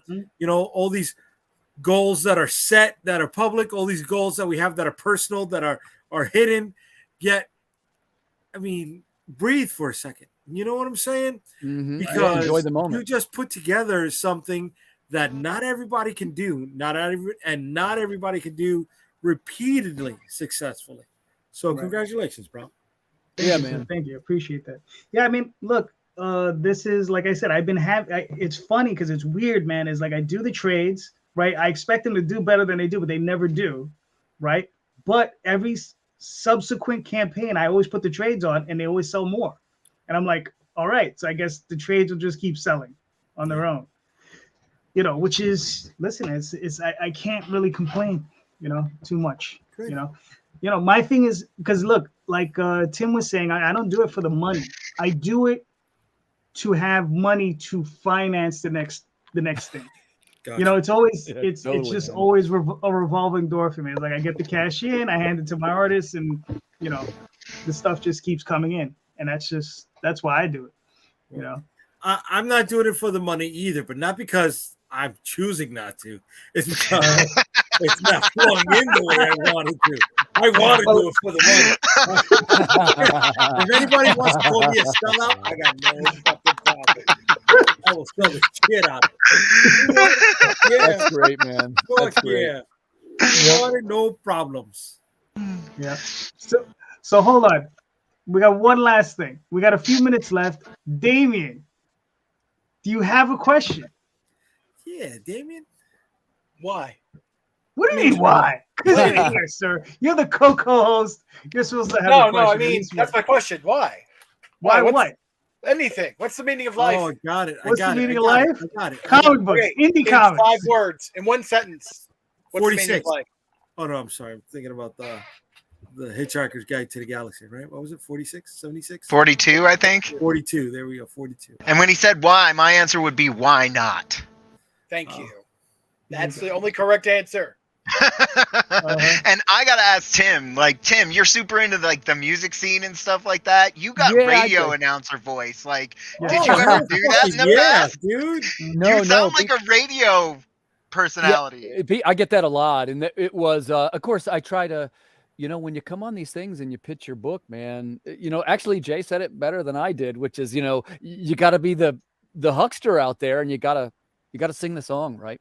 When the curtain goes up, Yeah. man, sing the song. So, but yeah, I do have a little bit of a radio voice, and I have worked a little bit in announcing, and I have a little bit of a theater background. And I was a musician too, but it's one of those roads. I'm not sure how it led to being comic book making guy, but here it is.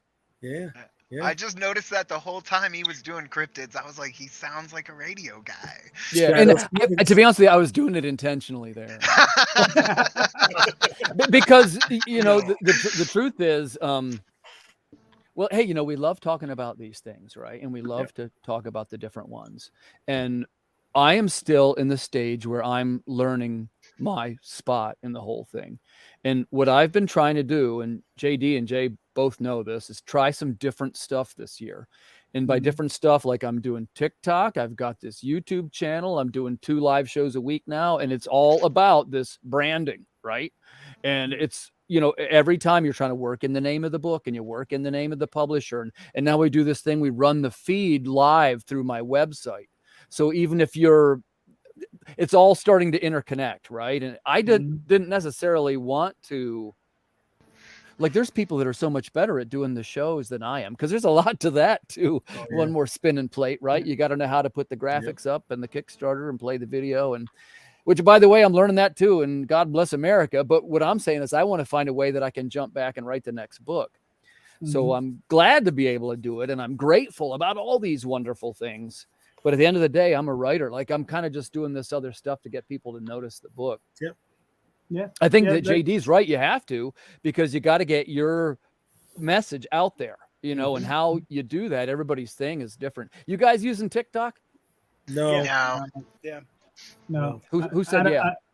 I'm started the way everyone starts. Oh, that's neat. You know, to flip through it. I'm actually going to be. I was on another show previously called The Dastardly Dingoes, and that show came to an end.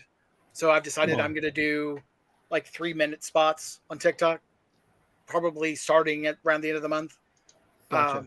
But off and on, just randomly posting interesting things the way anybody else does. But I've also done a lot of investigation into TikTok marketing, and it's a very valid platform. I mean, Denny J. Quick is like the first name that comes to mind, where he's just, he's got a huge following on there now, which translates almost directly to sales. Because every time he talks about having a new book out, he'll see sales spike, and a lot of it comes from TikTok. Well, and by the way, this goes back to what Nathan said earlier. Like, this isn't Tim saying, hey, I do this and it's the greatest thing I've ever done. It's me making all the mistakes and just still trying new stuff. I don't follow any TikTok person. I don't like it at all. I just go on and I post what they are is their ads that drive you to either the way that TikTok works. You can't really put your site in there, but you can put your YouTube in, which brings the people around to Kickstarter the long way, kind of. They have to go through the YouTube, but that's okay too, because I pick up YouTube subscribers. Good. Well, that's cool. Very good. Yeah. I can't say I love it too much. But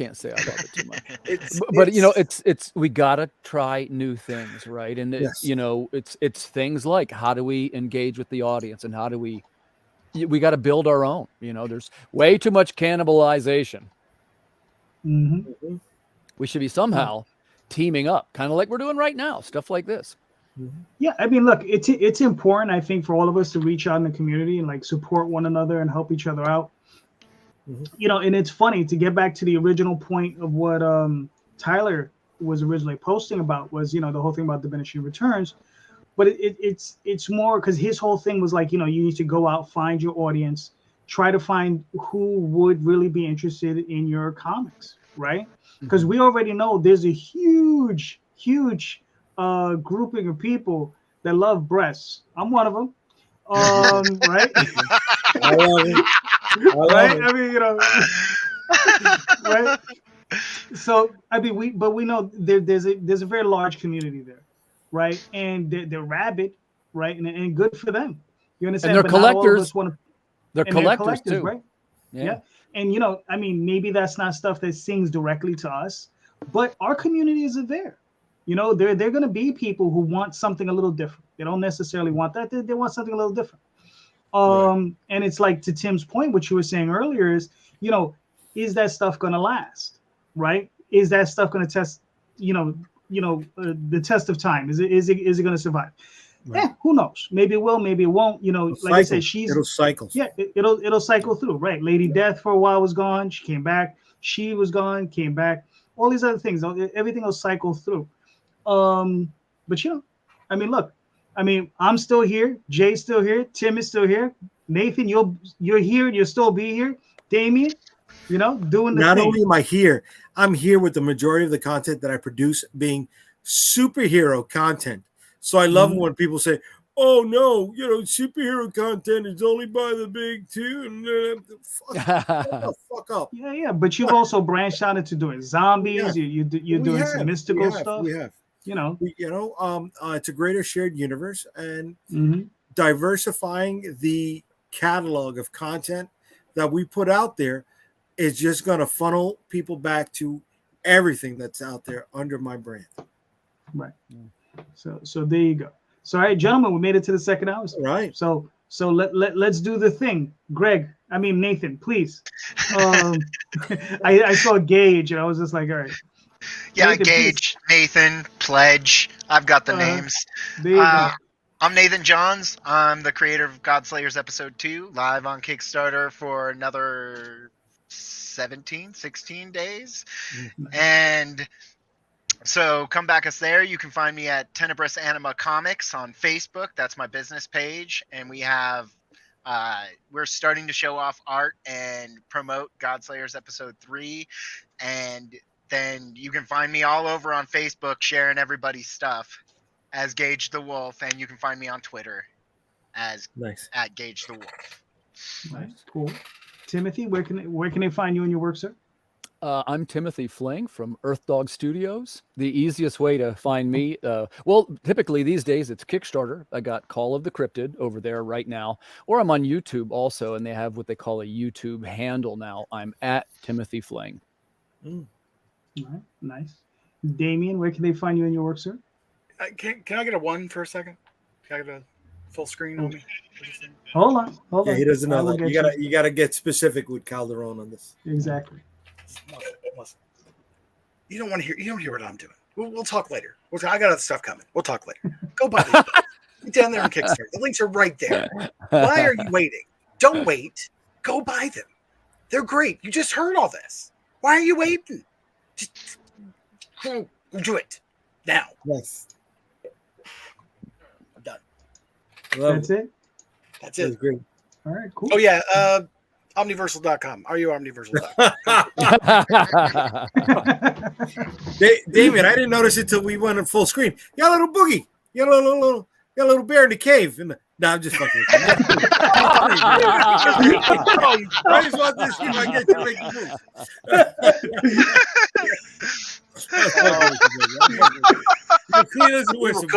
We were cool for like 5 seconds. Now, I'll bring back the pizza debates. Don't make me do it. You gotta have fun, baby, as we're closing this all out. And you can find me at unstoppablecomics.com. All roads for us lead to and from unstoppablecomics.com. Head on over to the website. You'll find all of our social media links. And thank you for backing the book that finished yesterday, Limbo Open, Almost All Eternity, #1. If you head on over to the website, you'll find out that we have more books coming out this year, which are going to be Storm Chasers, volume #2, which is a collected graphic novel of issues 5 through 8.